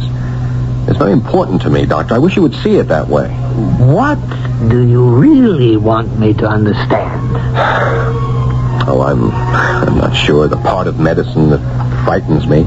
You have to tell me what that is. Well, it has nothing to do with anatomy or physiology or surgery or any of the things we study. Then What does it have to do with... I guess you could call it doctoring. I don't follow you. Well, if I'm going to say this, I may need some more of that wine after all. Okay. Doctors practice medicine. Why do we say practice? Why don't we say perform? Surely after all of our training, we're qualified, aren't we? No. We say practice because we hope to learn each time we work with the patient. Practice. Well, we never really know. Well, we're only human. If it were pure science, we'd know, wouldn't we? But we are buffeted about by other factors. What are you driving at? The decisions we have to make. Ah, yes. We are faced with difficult decisions. And have you ever asked yourself why? It's because we allow other than medical factors to influence our judgment. You can't practice medicine in a vacuum, Peter. Yes. Is that what you're beginning to find out there in the utopia? Thanks for the lunch, Doc. And the wine. Ah, Peter, you belong in the city. Don't try to fight it. Whatever it is you've got in your system right now, get rid of it and come back home. My home is up there. I hope. What do you hope? I hope it doesn't destroy you. Well, how does it feel to be a hero? I never thought about it one way or the other. Look, why don't we step outside for a breath of fresh air? As they say, you're the doctor.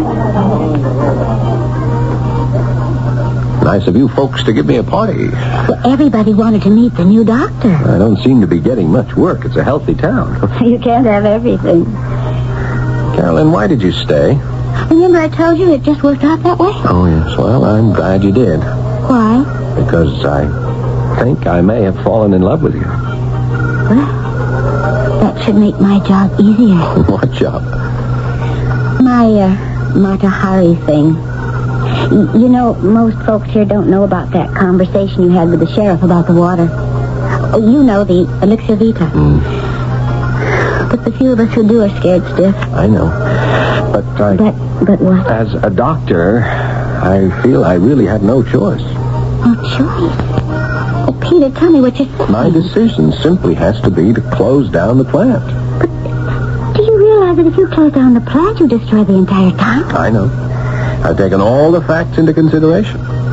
But the right thing to do is to close the plant.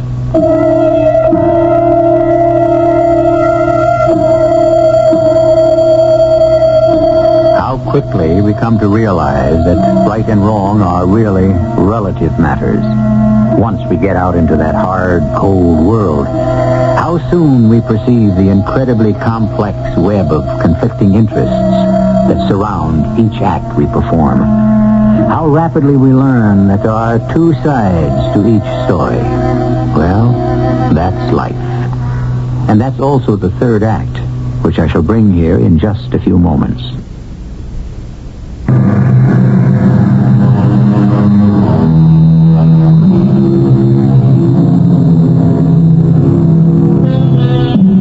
As one of the world's greatest realists once said, you can't make an omelet without breaking eggs. And we have here a Dr. Nevins who, figuratively, is going to break some eggs, simply because it's a matter of duty. The problem is, he's talking to one of the eggs right now. You're going to close down our bottling plant? Why? Because I suspect something harmful in the elixir. What? I don't know yet. Well, if you can't be sure, why should you close the plant? It's possible that there could be danger. And also possible that there isn't any. Yes. And so, until we find out... You order the place shut down. Look, it's entirely possible that these suspicions I have are unfounded. And then the plant can open up again. The plant can never open up again. Why not? Once it receives a clean bill of health. The damage will have been done. People will never have confidence in it again. Carolyn, I understand. No, you don't understand. This town will be wiped out. My mother and my father, they're old, and everything they own is tied up in that elixir. Well, there isn't a family in this town that... The right thing to do... Right thing to do for whom? I wish... Oh, I wish I really knew what to do. Peter, are you happy here? Yes. Do you want to stay? Of course. Well, you won't be able to if you close the plant. That should be obvious. I know. Everybody in this town will shun you as if you were a leper. Because I told the truth. And you? Me? Will you also shun me? Yes, I think so. I told you I loved you. Yes, I know. And the reason I told you, I was very sure.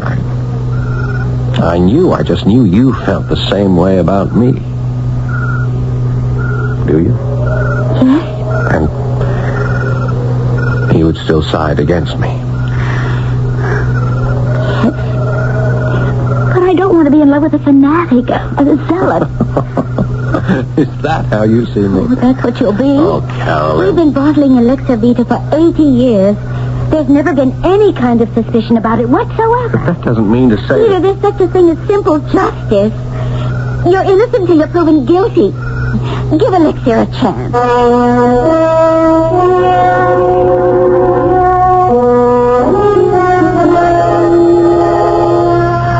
Put on your shirt, Doctor. What's the verdict, Doctor? You need a doctor, you come back to the city. You mean there are no doctors in the nearby town? All right. Am I all right? Yes. Bit run down, some protein deficiency. Oh, I don't get very much sleep. You mean the country air? It's all a fake? I have nightmares. What's bothering you? I wish I knew. You leave here, you think you've discovered a Garden of Eden? It is, in many respects. I found a girl. A girl you could have found anywhere. I have found a lovely, peaceful community. Friendly, happy people. And nature. Nature is gone from your life in the city. A Garden of Eden. But in every Garden of Eden there has to be a snake. What's yours? Who says there's a snake? What else has been keeping you awake nights? Come home, Peter. You keep asking me to come home, and I keep telling you that I just can't. Well, you talk as if it's something terrible. It is. But I was born here, in the southeast section. You know what that used to be. I used to be one of the worst slums in America. That's where I come from. So do I. Yes. Doctor, I never told you this before, but my father just disappeared one day. My mother was killed in an accident, and one night there was a fire, and I couldn't get out of that hole they called a room. The ceiling fell down. It would have killed me, except I was under the bed, and for hours I lay there suffocating and choking. How I fought to breathe. It was quite by accident that the firemen found me. Nobody thought I would live. But you did? Yes, and I never forgot it. I can't forget it. Well, do you want to keep savoring? I wanted to make something of myself so I could leave the city, this terrible city, the killer city, and I did. I found a place where I can breathe. So, what's your problem? I don't know. I'm not sure.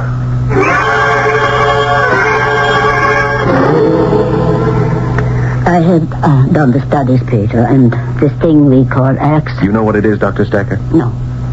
But I know what it does. Yes? It can be harmful to people who suffer from protein deficiency. How harmful?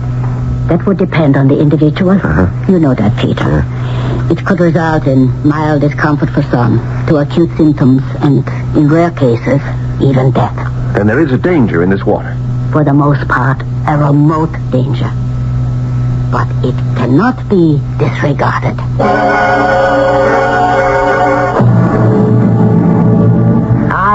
I still don't follow you, Doctor. For certain people, Sheriff, this water could be dangerous, even lethal. Well, how come there's never been any complaint? We have experimental data to prove there may be a danger in the elixir for people who have a protein deficiency. That's the first I ever heard. I'll just have to close the plant. Now, Peter, you got to understand... All right, Sheriff. There is a way out. It's a compromise. The town will take whatever it can get. Good. Now, on each label, we'll print the warning. Dangerous for people with protein. No. We can't take that. Why not? It'll kill us. You put something like that on the label, who's going to buy it? Now, why can't we wait till we're sure? Now, just take a few days, Peter, and think about it. Think about it.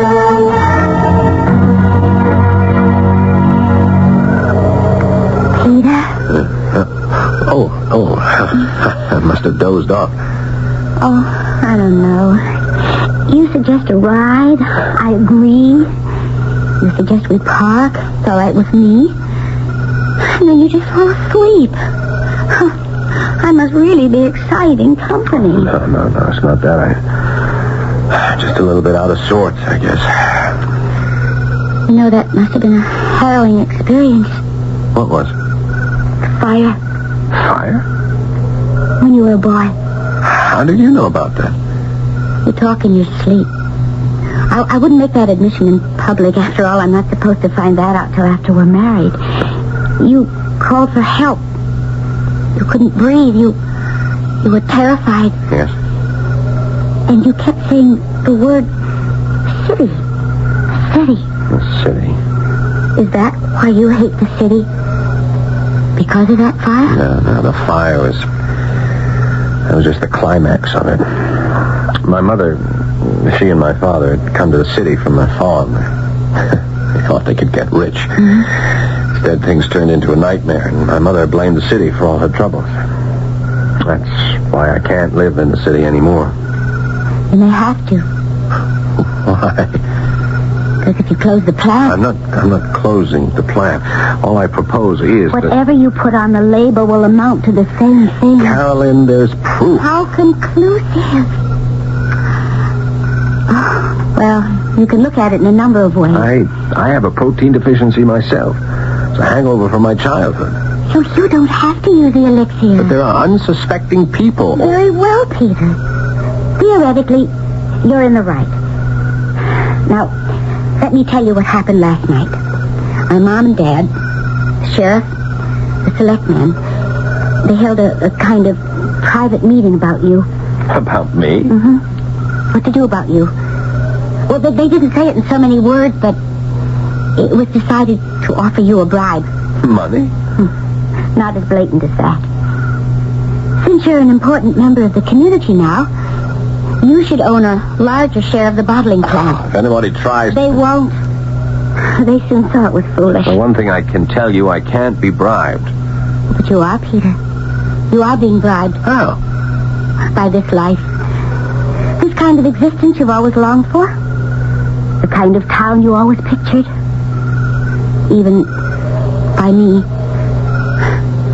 For some reason, I'm the kind of girl you always wanted. If you insist on destroying the elixir, you lose all of it. That's the bribe, Peter. Yes, that's the bribe. And you have to decide whether or not you'll take it. Would you come back to the city with me, Caroline? Could you go back to the city, Peter?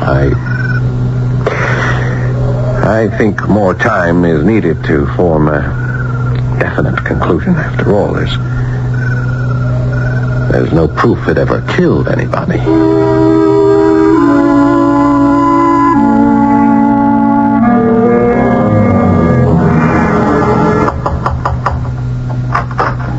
Oh, Peter, darling, hello. You're early. Dinner isn't quite ready. That divine aroma. Carolyn, I didn't know you could cook like this. Hello, Peter. Dr. Stern. I can't.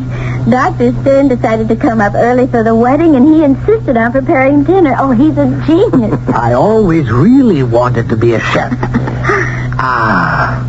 Peter, you're not looking well. I'll stay a couple of days and see that you eat properly. I don't know when I've ever enjoyed such a splendid dinner.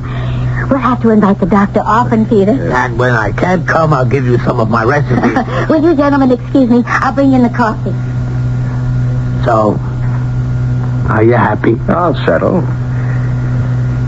Dr. Stern, have you ever been bribed? I've never accepted money that... No. I don't mean by money. Well, yes. By the prospect of position, reputation. I see.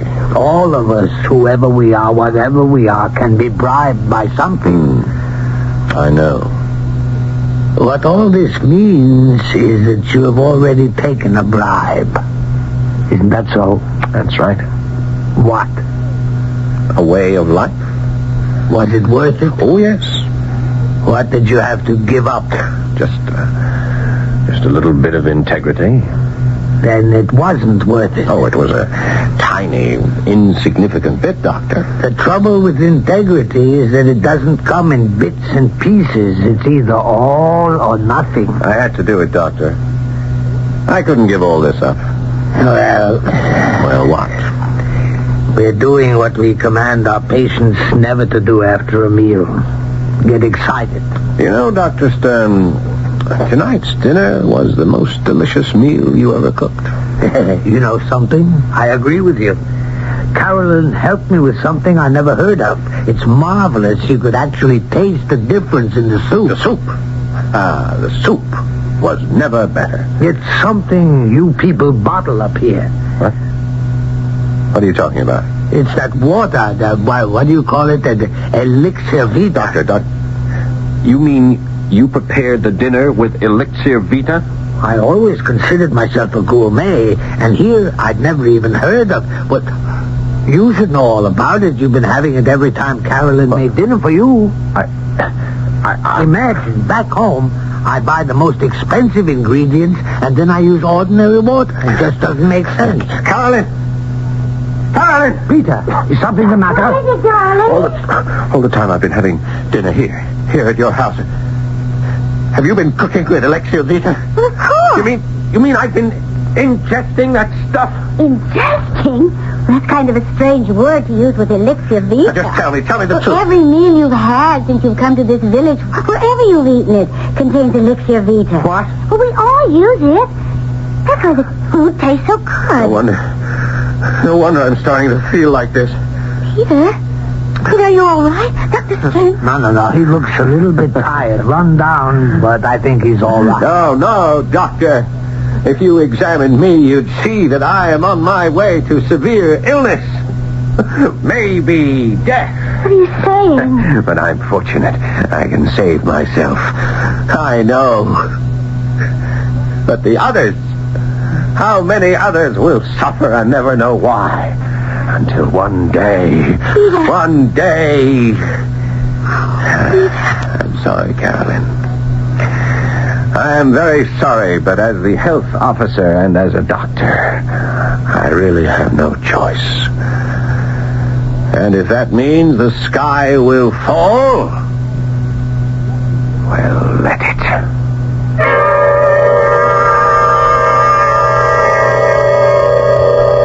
And when you look at a bottle of elixir vita, you might notice a warning sentence on the label. Should not be consumed by persons with protein deficiency. And you know something? The sky didn't fall. Things went on as usual. Peter married Carolyn, and everybody's happy. This story was designed especially for those of you who complain we don't have enough happy endings. I'll have other happy tidings in just a few moments.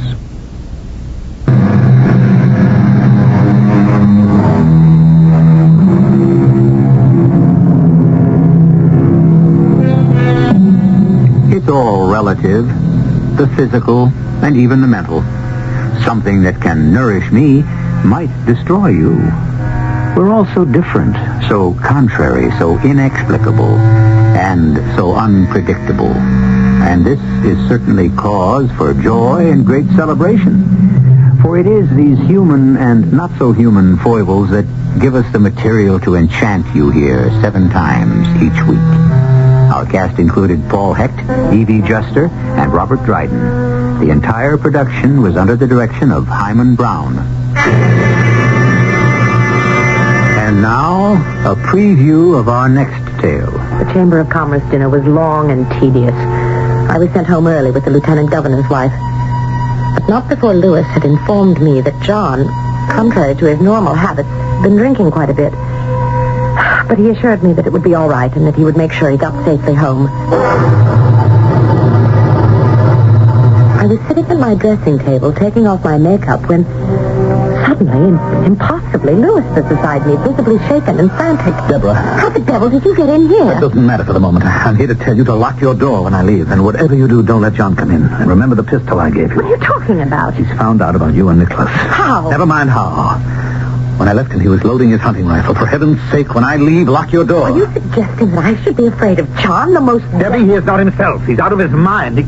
Good Lord, here he comes. Radio Mystery Theater was sponsored in part by True Value Hardware Stores. This is E.G. Marshall inviting you to return to our Mystery Theater for another adventure in the macabre. Until next time, pleasant dreams.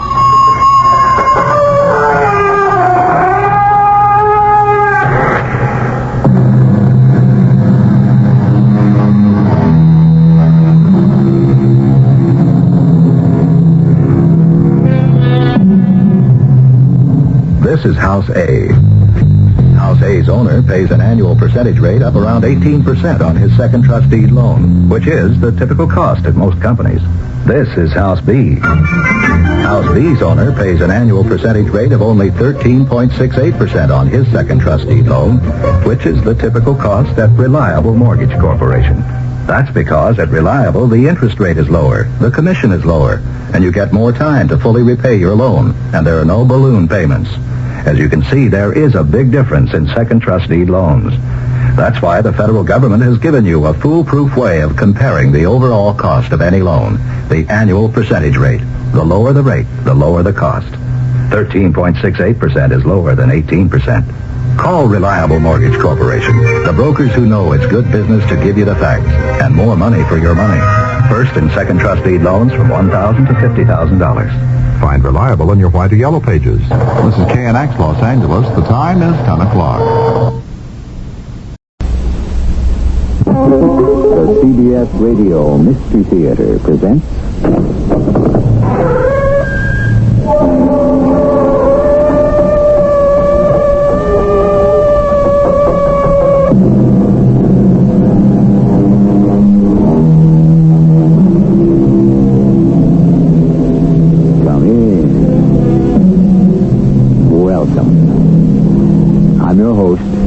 Marshall.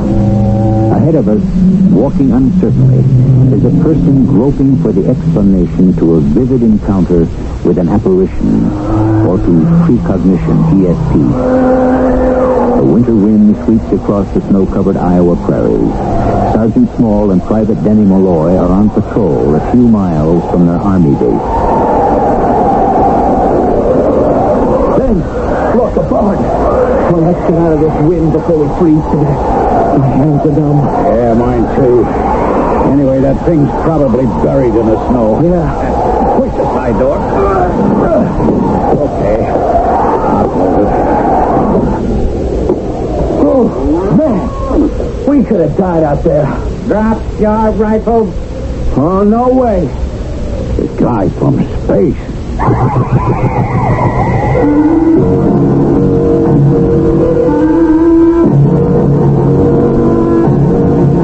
Our mystery story, Mission from Zython, was written especially for the Mystery Theater by Roy Windsor and stars John Beale. It is sponsored in part by Contact, the 12-hour cold capsule, and ARM, allergy relief medicine. I'll be back shortly with Act One.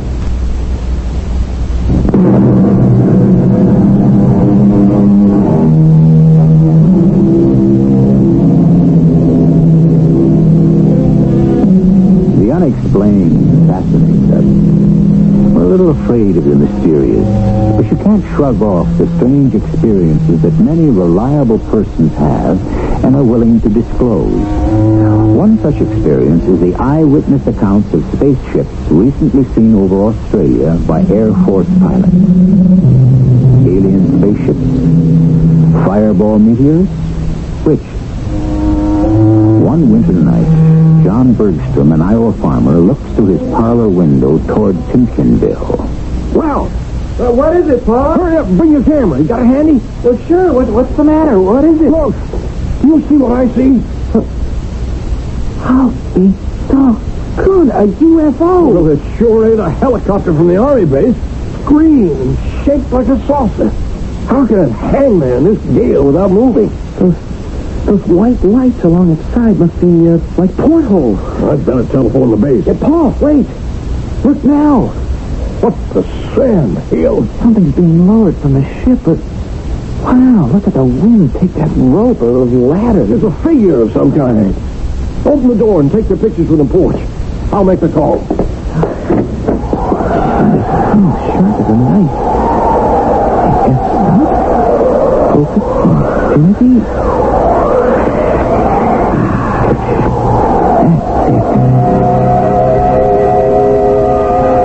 Well, inside. Did you get a picture? A couple. I'll shoot some more from my bedroom window. What about the Army? They'll investigate. You got your shotgun handy? I sure have. They lowered something from the ship. It might head for the house. You better be careful, Paul. Take your pictures. Then cover me with the rifle from the staircase. Remove the film from your camera and hide it. But I've got 10 more shots. Well, get them.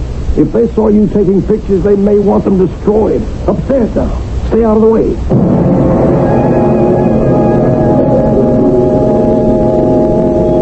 Hey, Sarge. Yeah, what is it, kid? Look at this radar screen. Huh? Oh, yeah. It's been clear since I came on duty. Nothing. Nothing's flying in this weather. Blizzard conditions. And then this. It looks like a donut. Yeah. But what about the television monitors? Clear. Nothing's moving around the silos. I'll notify Major Lewis. I can't explain it. That circular thing just hangs there in that one spot. Huh? Where is it? The scanning beam establishes the spot at 100 feet above Tompkinsville. That's not a fireball meteor. They move and fast. Oh, nothing can fly in weather like this. Yeah, still you never know, kid. Stay alert. I'll be back. I don't suppose I have a choice, Sergeant. Sir? You report that Malloy saw a donut-like thing on his radar screen. Yeah, Major, I saw it myself. Just hanging there. Mm-hmm.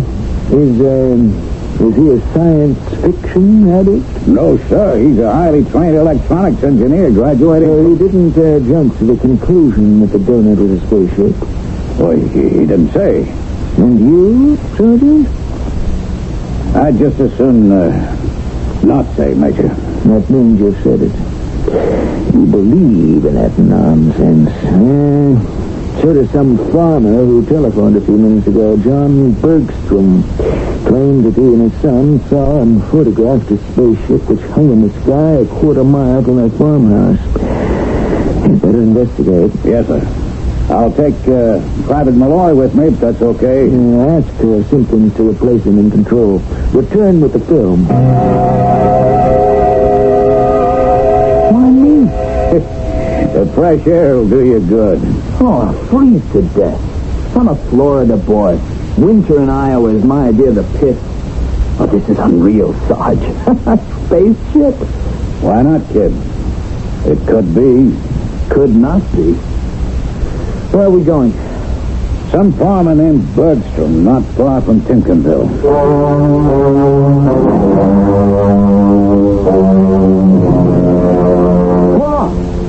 I told you to stay upstairs. Something's approaching the house. I could make him out pretty well through the telescopic lens. You got pictures of him? I hope so. It's a man's figure, but short, a kind of narrow head, skinny arms and legs, and he's brown. I don't think he wears any clothing. Big eyes, and they kind of glow around the edges. Go back upstairs and unload your camera. Go on now. Oh, okay. I have my rifle at the ready. Just keep me covered. If he makes a move toward me, I'll fire. Ah! He's reached the porch. Switch on the light and let him in. Might as well.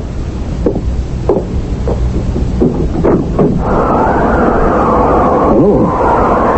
Come on in. I am Rotar from the planet Zyton. What can I do for you, Rotar? You do not believe me. I can't say I believe anything I've seen in the last half hour, but that's all right.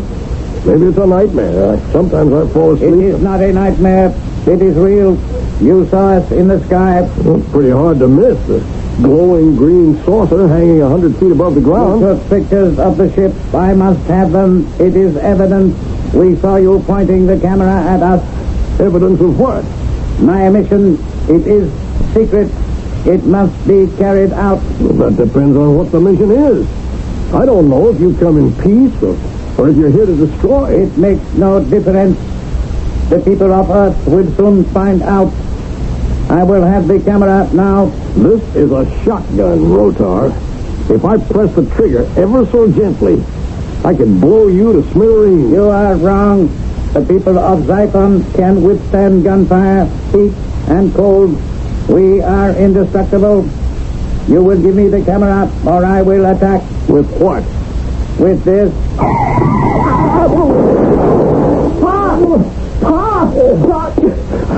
You scared me. Hey there. You cannot harm me. Zyphon can generate an energy of high voltage enough to kill. This man will recover. I have come for the camera.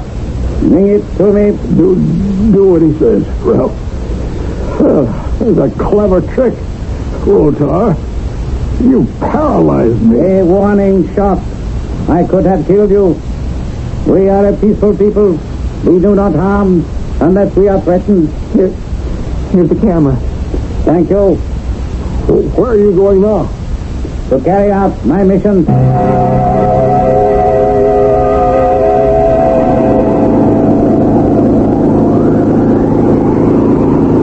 I reckon that's the place. The lights are on. I'm blowing 50 miles an hour. Yeah. Okay. Hop out, Denny. Oh, that wind. Stay close. Put your head down. Oh, the Major ought to be reported for sending down this kind of weather. All right, stop, Billy, you kid. Watch those drips on the porch. Come in. Come in. Oh, feels good in here. Hi. I'm Sergeant Small. This is Private Malloy. Oh, I'll boil some water for tea. Thanks for coming over, Sergeant. You reported to Major Lewis that you saw a spaceship hovering overhead? We saw more than that. You missed him by 10 minutes. 10? Yeah, a spaceman named Rotar. They lowered him from the ship. He came here. On the level? Word of honor. A little brown man, all skin, no clothes.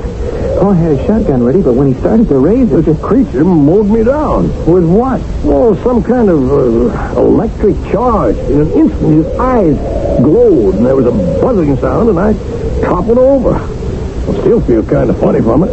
Yeah, then what? You believe that, Sarge? Go on, Mr. Perks. Well, then he left to carry out his mission. He just walked out into the night. Well, he's got to be dead. It's way below zero out there, and you can't see 50 feet. And he was naked? That's right. You said your son took pictures of the spaceship? Yeah, I did. Let me get them for you. That's what the little man wanted, the pictures. I told Ralph to unload the camera and hide the film, but Rotar walked off with the camera. What's bugging me is this Rotar's mission. Project Counter-Strike is one of the highest security bases. The silos and their atomic warheads. Hey, I better telephone the Major. Phone's next to that easy chair. Yeah, I see it. You have tough winters out here, Mr. Bergstrom. You get used to them. And the snow is nature's fertilizer. Warming up, Mr. Malloy? I'm Ralph. I'll live. Thank you, Ralph. Here's the film. I'll give it to the sergeant when he's off the phone. You know, I never believed in UFOs. Well, neither have I, but Ralph does. And after tonight, I'm convinced. You really saw a flying saucer? And a creature named Rotar came to the house and was right in this room? Yeah. You explain it. We can't. The Major says we have to report in, Denny. Well, here's the film, Sergeant. I shot about 10 exposures. I think you'll get a few good prints. Rotar swiped the camera. Well, we'll replace it, I promise. Okay, Denny, back to the Jeep.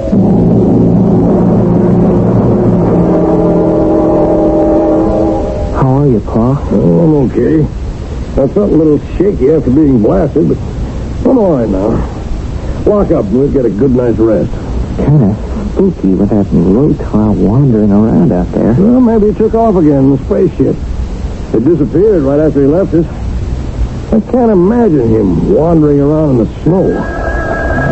That's your mother. Hello? Major Lewis, Mr. Bergstrom. Oh, yes, Major. Thanks for sending those two soldiers. Yeah, David, are they still there? No, they left about a half an hour ago. I see. Did Sergeant Small get the film? He's got it. Anything wrong? We don't know. But don't be alarmed if I send a patrol into the area. Well, something is wrong then. Yes. Our electrical circuits have failed. Oh, I see. Mr. Bergstrom, can you explain it? We can't. Ask Sergeant Small. He knows our story. And you can draw your own conclusions.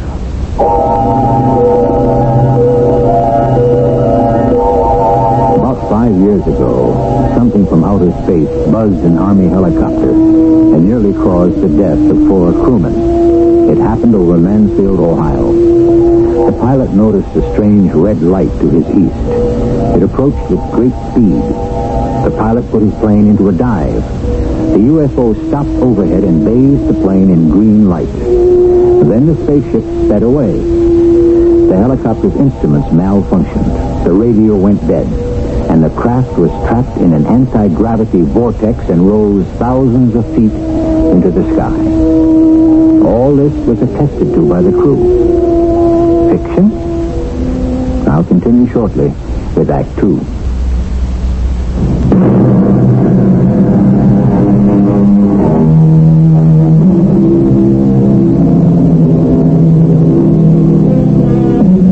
It seems to me that not to admit the possibility of ships from outer space is unreasonable. Don't forget that mankind once thought the Earth was flat. Civilization is really very young. Mistaken beliefs are replaced only after great personal suffering by theories that now are accepted as truth. Isn't it reasonable, then, to admit the possibility, just the possibility, mind you, of ships and their crews from outer space? Sergeant Small and Private Dennis Malloy have reported to Lieutenant Lewis in Central Control. Unbelievable. This film cassette holds the secret. I want to develop it once. Guard it with your lives, understand? Yes, sir. Yes, sir.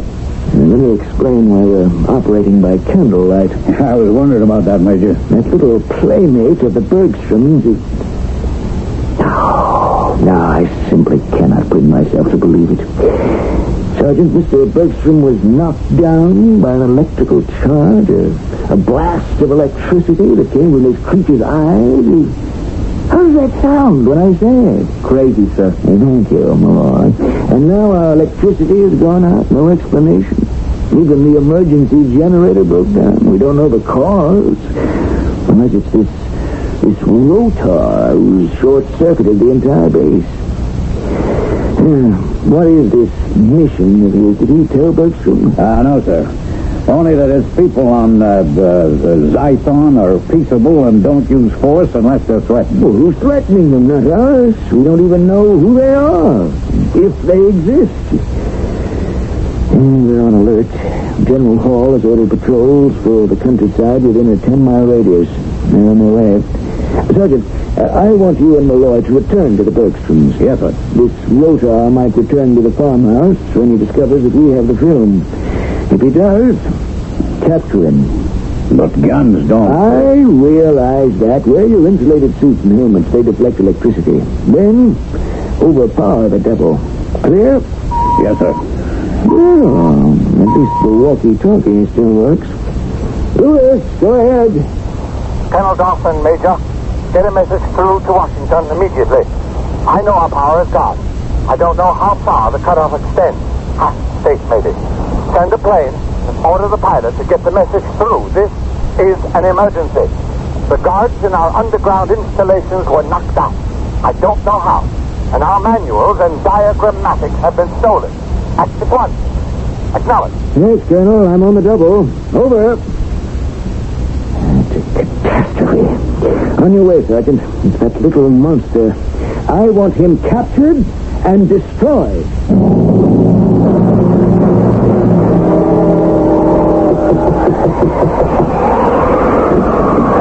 Oh, did you get stuck in the snow? I know, sir. We've been back to the base. When did you lose your electricity? Half an hour ago. But we always have a supply of candles. What's going on, Sergeant? Wires down? I don't think so. It's more serious than that. Your visitors zonked the guards in our underground installation. What? What about the warheads? Well, I don't know. We got patrols searching everywhere for this, Rotar. We gotta bring him in. He might come back here. That's why we've been sent back. Bring him in? How? He blasted me. That's why we're wearing these protective jumpsuits. And we have special headgear with a thick band of transparent material across the eyes. Nothing we know of can get through it, not even electricity. We'll jump this Rotar and tie him up. Well, why would he come back here, Sergeant? Looking for the film. I see. If he finds out that it's been removed from the camera... There's a roll of film in the camera, Paul. After I hid the roll I shot, I loaded the camera again. Smart, good boy. We are in danger. I think we ought to get out of here and go to the army base. No, you can't make it, Mr. Bergstrom. It's a howling mess outside. Oh, the snowmobile will get us there. What I did... No, you worry about this nut from space. Let us worry about the snow. Where's your sidekick? In the Jeep, keeping his eyes open. We can try to drive you down to your barn. Well, we keep the snowmobile in the shed behind the house. In this kind of weather, it's the only way to get to the cattle. Get your gear out and warm her up. I'll be with you in 5 minutes. If you want to stay here, son. No. You put out the candles. Oh, and will you leave the front door unlocked? We may come back.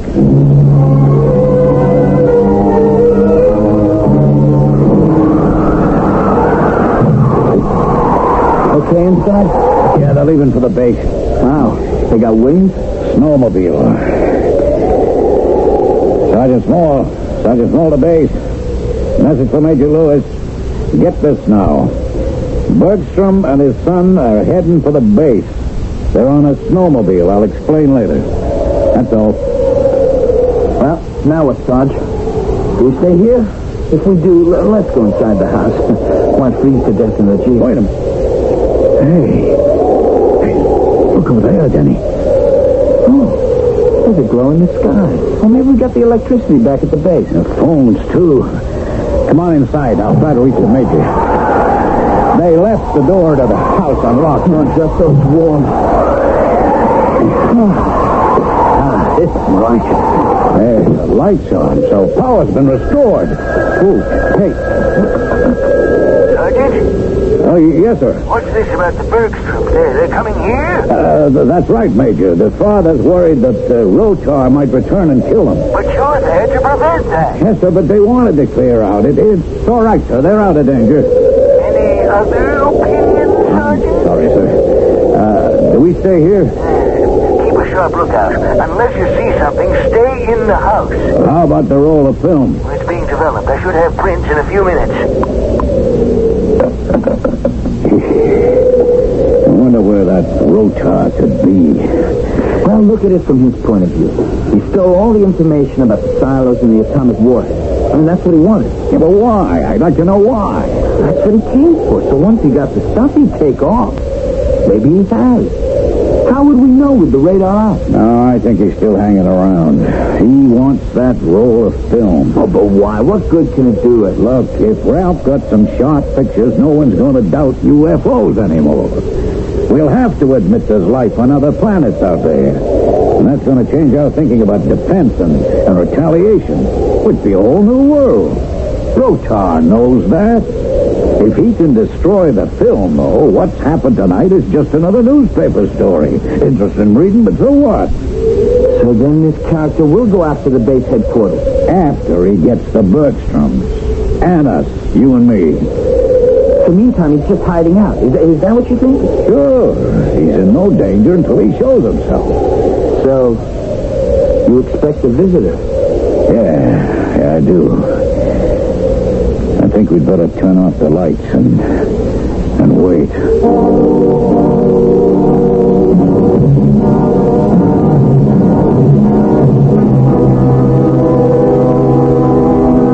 You're Bergstrom? Come in. I'm John Bergstrom. It's my son, Ralph. I gave orders for you to stay in your house. No one orders me around, Major. If you're going to take that tone with me, we'll move on to a friend's house. Calm down, Mr. Bergstrom. I'm on edge, I'm sorry. This has been a catastrophe. You're dealing with an unknown force. I didn't believe there was such a thing as a UFO. But I do now. The pictures will prove it. Have they been developed? Yeah. I received them just before you came in. Take a look. Excellent. Look at this one. The spaceship and Rotar at the end of the ladder. Oh, the color's fine, Ralph. Yeah, those slanted streaks are snow lines. Whoa, this one's marvelous. Rotar. Yeah, I shot that one from the bedroom window upstairs. Well, I'm mighty glad we have a record of what happened. We thought Project Counter-Strike was impregnable. Then one creature from outer space flashes his eyes and we're overcome. The implications are terrifying. Well, my house is still Rotar's target, Major. Small and Malloy are on guard there, and Rotar can't blast them with electricity. Though he can, but they're protected there. They'll bring him in. And if they don't? Then he'll come here. But we're ready for him. Unless he's got tricks up his sleeve we can't guess. This proof of other life in the universe is cataclysmic. Life as we know it is over. Existence becomes a whole new ballgame.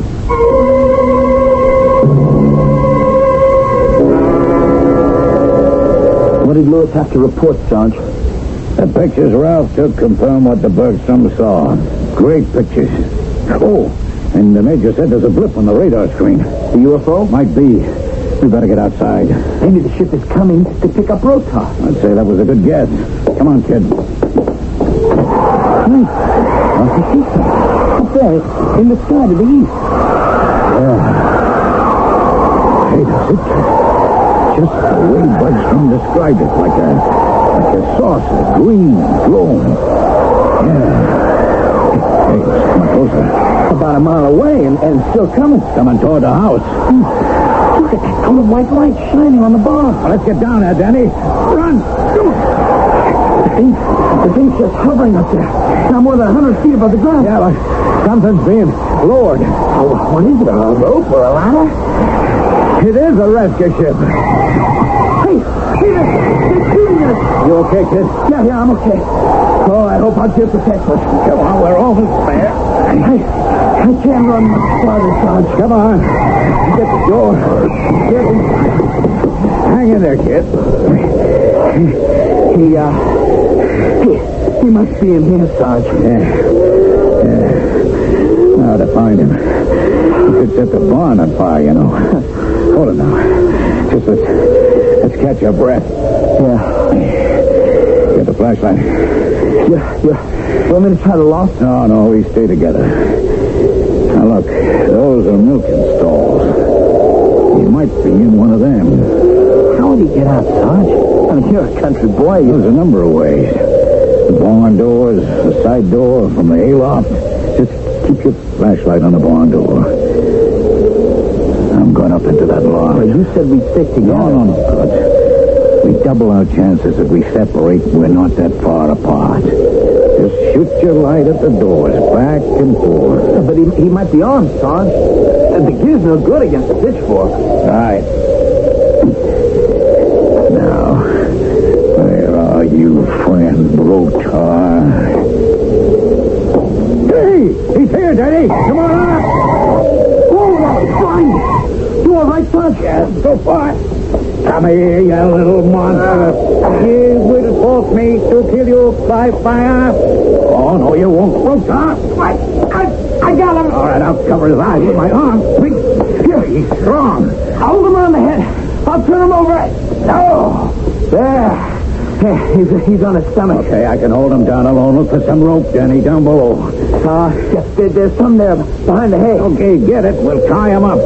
What we got to worry about are his eyes. Look, take off your jacket and tie it around his head. Yeah, that's a good idea. That should take care of the electricity. Hey, Sarge, he's saying something. I don't want to hear it. We got him. Now, let's lower him to the barn floor, and then I'll notify the Major.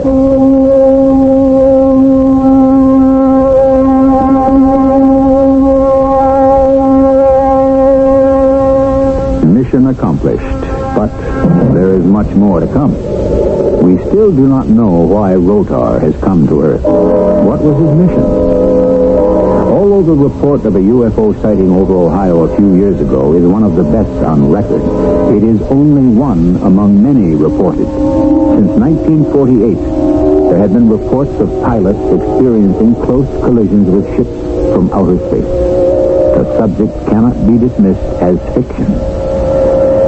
I will return shortly with Act 3. This is WDBM Chicago.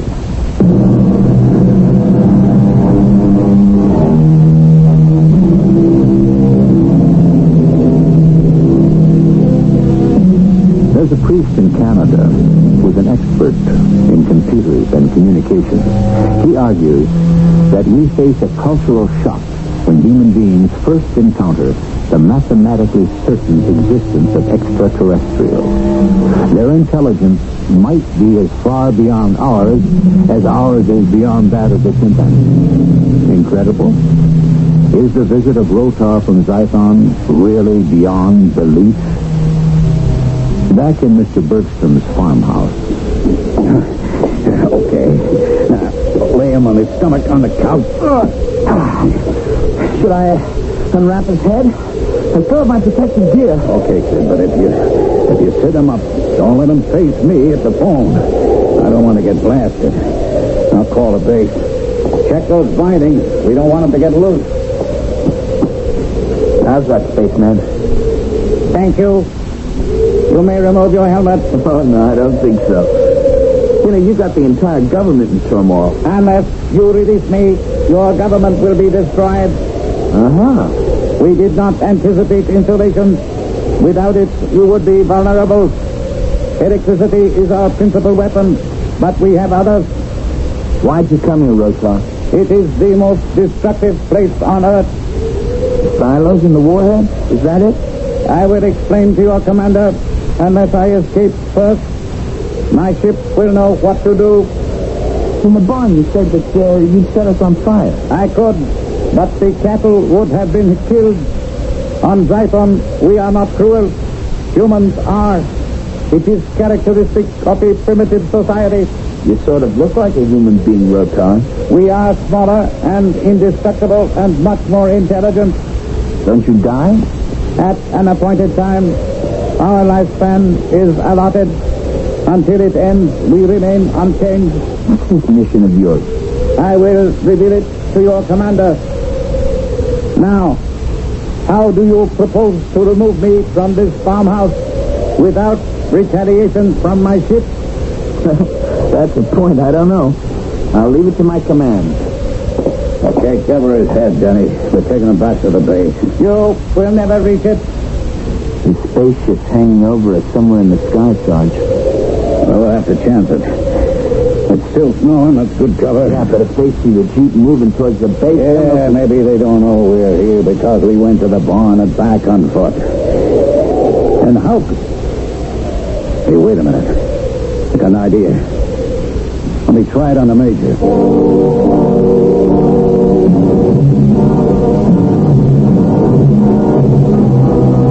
You're welcome to spend the night here on base, Mr. Bergstrom. Well, thank you, but we have to get home to the cattle.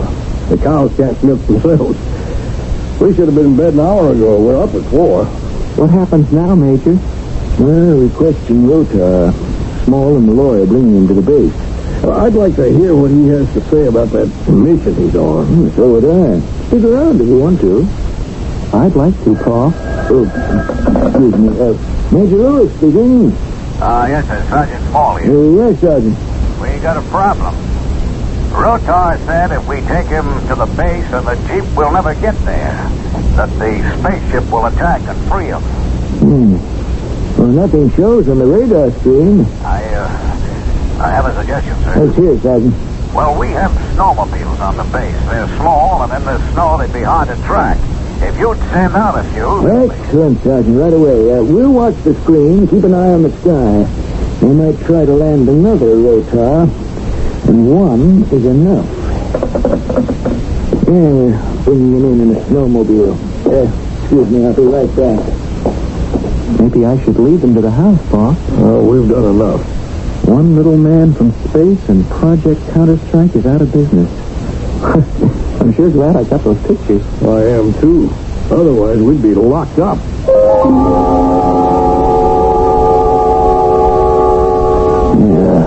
Watch the radar screen, Ralph. Yeah.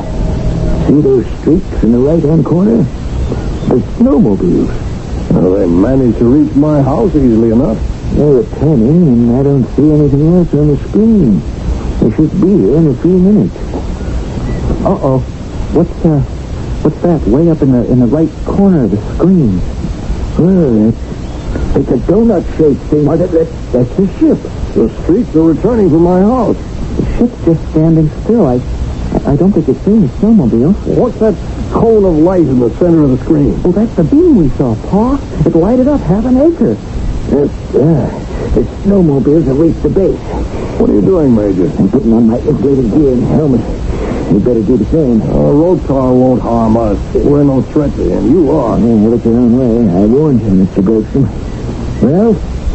No, Pa's right. No, thank you. I'll stay the way I am. How we made it, Major? Bring him here into the ready room. Put him down. Good work, gentlemen. Want me to remove the ropes? I see you lock the door. Hey, Ralph, put on the insulated gear. Oh, Rotar won't harm us, Danny. You are right, young man. I will not harm anyone now. You will hear about my mission. Then you will release me. If you do not release me, Earth will be devastated. Are you the commander? I'm in charge of security, or my responsibility. You know who I am. I am Rotar from the planet Zyton. And where's that? It is an island universe like Earth, and within the Milky Way. Mm-hmm. You expect me to believe that? Then explain to me your own way. And you came here in a spaceship? You have pictures to prove it. I have been trying to recover the film. Why? To keep you in ignorance of the existence of the many worlds around you.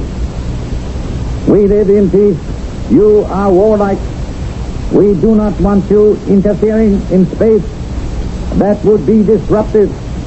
We would have to destroy your planet. And your mission was to be a warning? You have seen how easily I penetrated your high security base. One Zyton immobilized Project Counterstrike. You know what it is? The underground silos hold atomic warheads. Yes, it's a deterrent to an atomic attack. Which would destroy your civilization. That is of no interest to us on Zyton. It must be. You stole information critical to our safety, manuals, diagrammatics. Why? Unless you want the capability of producing your own atomic weapons. We already possess the knowledge. Within an hour, the ships from Zyton could girdle the Earth with atomic explosions. That would also destroy us. My mission was to warn you. I failed because you have photographs. I don't understand. They are evidence of the existence of other life in the universe. Your ignorance is our safeguard. Have you no idea, no concern about what you have already done to the atmosphere? You have polluted it with the residue from your atomic explosions and tests. Well, the incidence of radiation has been low. The air is not yours alone. What you do on Earth affects life on other planets. On Zyton, we have already been exposed to the after effects of particles released when an atom bomb is exploded. You have now endangered our lives. That's hard for me to believe. Accept it as a fact. You may be indifferent to life on other planets. We are not. If we cannot persuade you to use atomic power for peace, we will retaliate. And no one will be left on Earth to report it. What do you expect me to do about these ravings of yours, Rotar? You will report our conversation. We can destroy Earth in an hour, but there is an alternative plan. We will remove your ability to use atomic power. No, I really don't believe you. Must you be convinced? Yes. Everything we have said to each other has been heard on my spaceship. Now it will strike. Inspect your radar screen. Major, the ship's over the underground installation. Check the television monitor. Cyclones are being lowered to the ground. They will easily overpower your guards and remove the bombs from the silos. Now, do you believe me, Major? Get to General Hall at once. And now the lights will go out on the base. And don't let him get away. With a candle or flashlight, Ralph. I'm here, Pa. Let's get out of here. Follow me. Take me back to your farmhouse. Hello, General Hall. The installation is being destroyed.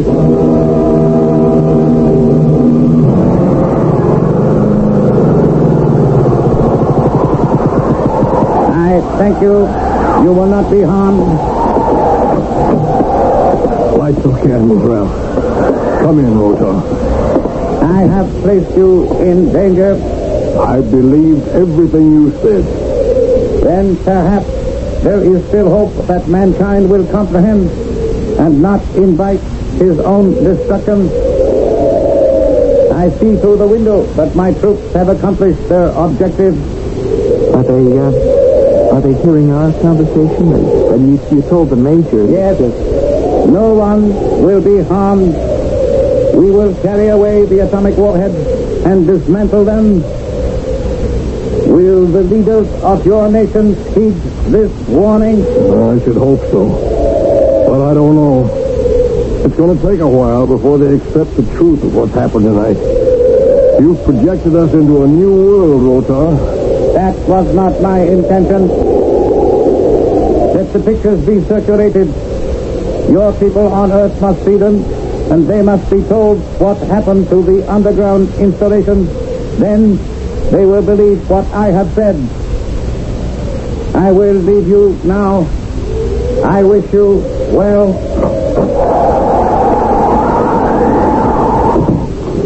I hope that's the end of it. It won't be, Pa. Major Lewis won't let it go. I don't care. We couldn't prevent Rotar from escaping. But we helped him. Or he would have blasted us. Remember that? Oh, I don't think so. But I don't care. I'm glad he's gone. He made his point. He sure did. Oh, this is the wildest night I ever experienced. It was fantastic. That's the right word for what happened. I wonder if there'll be a report in the papers. Oh, well, there'll be something. Power outage caused by the blizzard. Project Counter-Strike put out of commission, that kind of stuff. Nothing about the spaceship or the little man from Zython. Panic stuff. I sure hope we get a set of pictures. I don't think you will, Ralph. They're top security. They'll go to Washington. Well, then what? They've got to take this seriously, Pa. They should. But I doubt it. They'll listen to the Major and thank him. Maybe he'll be reassigned. In 6 months, he won't believe what happened. But it did. Sure. But who's going to believe him? Who indeed? Would you? Do you? Some of you, perhaps. But you're a very small number. Maybe you've seen the phenomenon of a spaceship. There's one couple that even claims to have had a ride in one. Most of us, however, smile at such stories, just as we take the Loch Ness Monster with a grain of salt. But what is under the ocean, and what is out there in space, still is a mystery. I'll be back shortly. For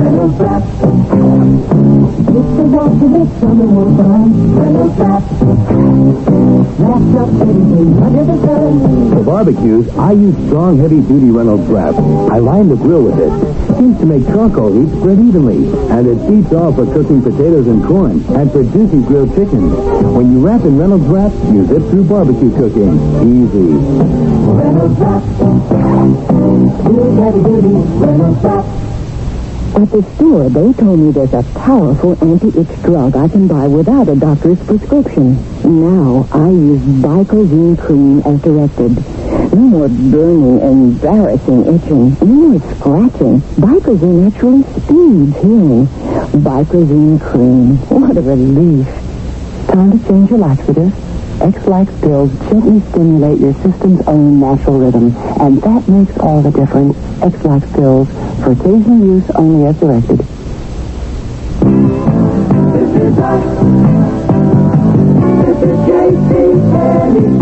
And this is JCPenney's Bra and Girdle Sale. With every bra and girdle in the store now at a fantastic 30% off. Every style, every color, every shape, every bra you could want. All at an unbelievable 30% off. But hurry, it's only for a limited time. And it's only at JCPenney. Help! Help! It's hay fever. And my pills are just antihistamine. Isn't there something better? Don't give up on yourself with ARM. ARM, Allergy Relief Medicine, gives you full antihistamine relief for itching, dripping, sneezing. Plus, extra decongestant for freer breathing, clearer sinuses. Better relief. Better relief. Arm yourself with ARM. ARM. For occasional use, only as directed.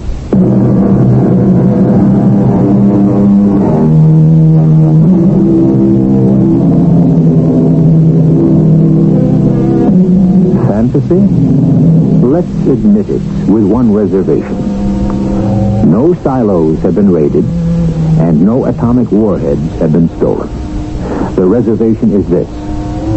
Is fiction based on imagination which has been nourished by suspected facts just fiction? Or does it contain some element of truth? Extraterrestrial? Look up on a clear night and wonder. Our cast included John Beale, Russell Horton, Christopher Tabori, and Ian Martin. The entire production was under the direction of Hyman Brown. Radio Mystery Theater was sponsored in part by ARM, Allergy Relief Medicine, and Contact, a 12-hour cold capsule. This is E.G. Marshall inviting you to return to our Mystery Theater for another adventure in the macabre. Until next time, pleasant dreams.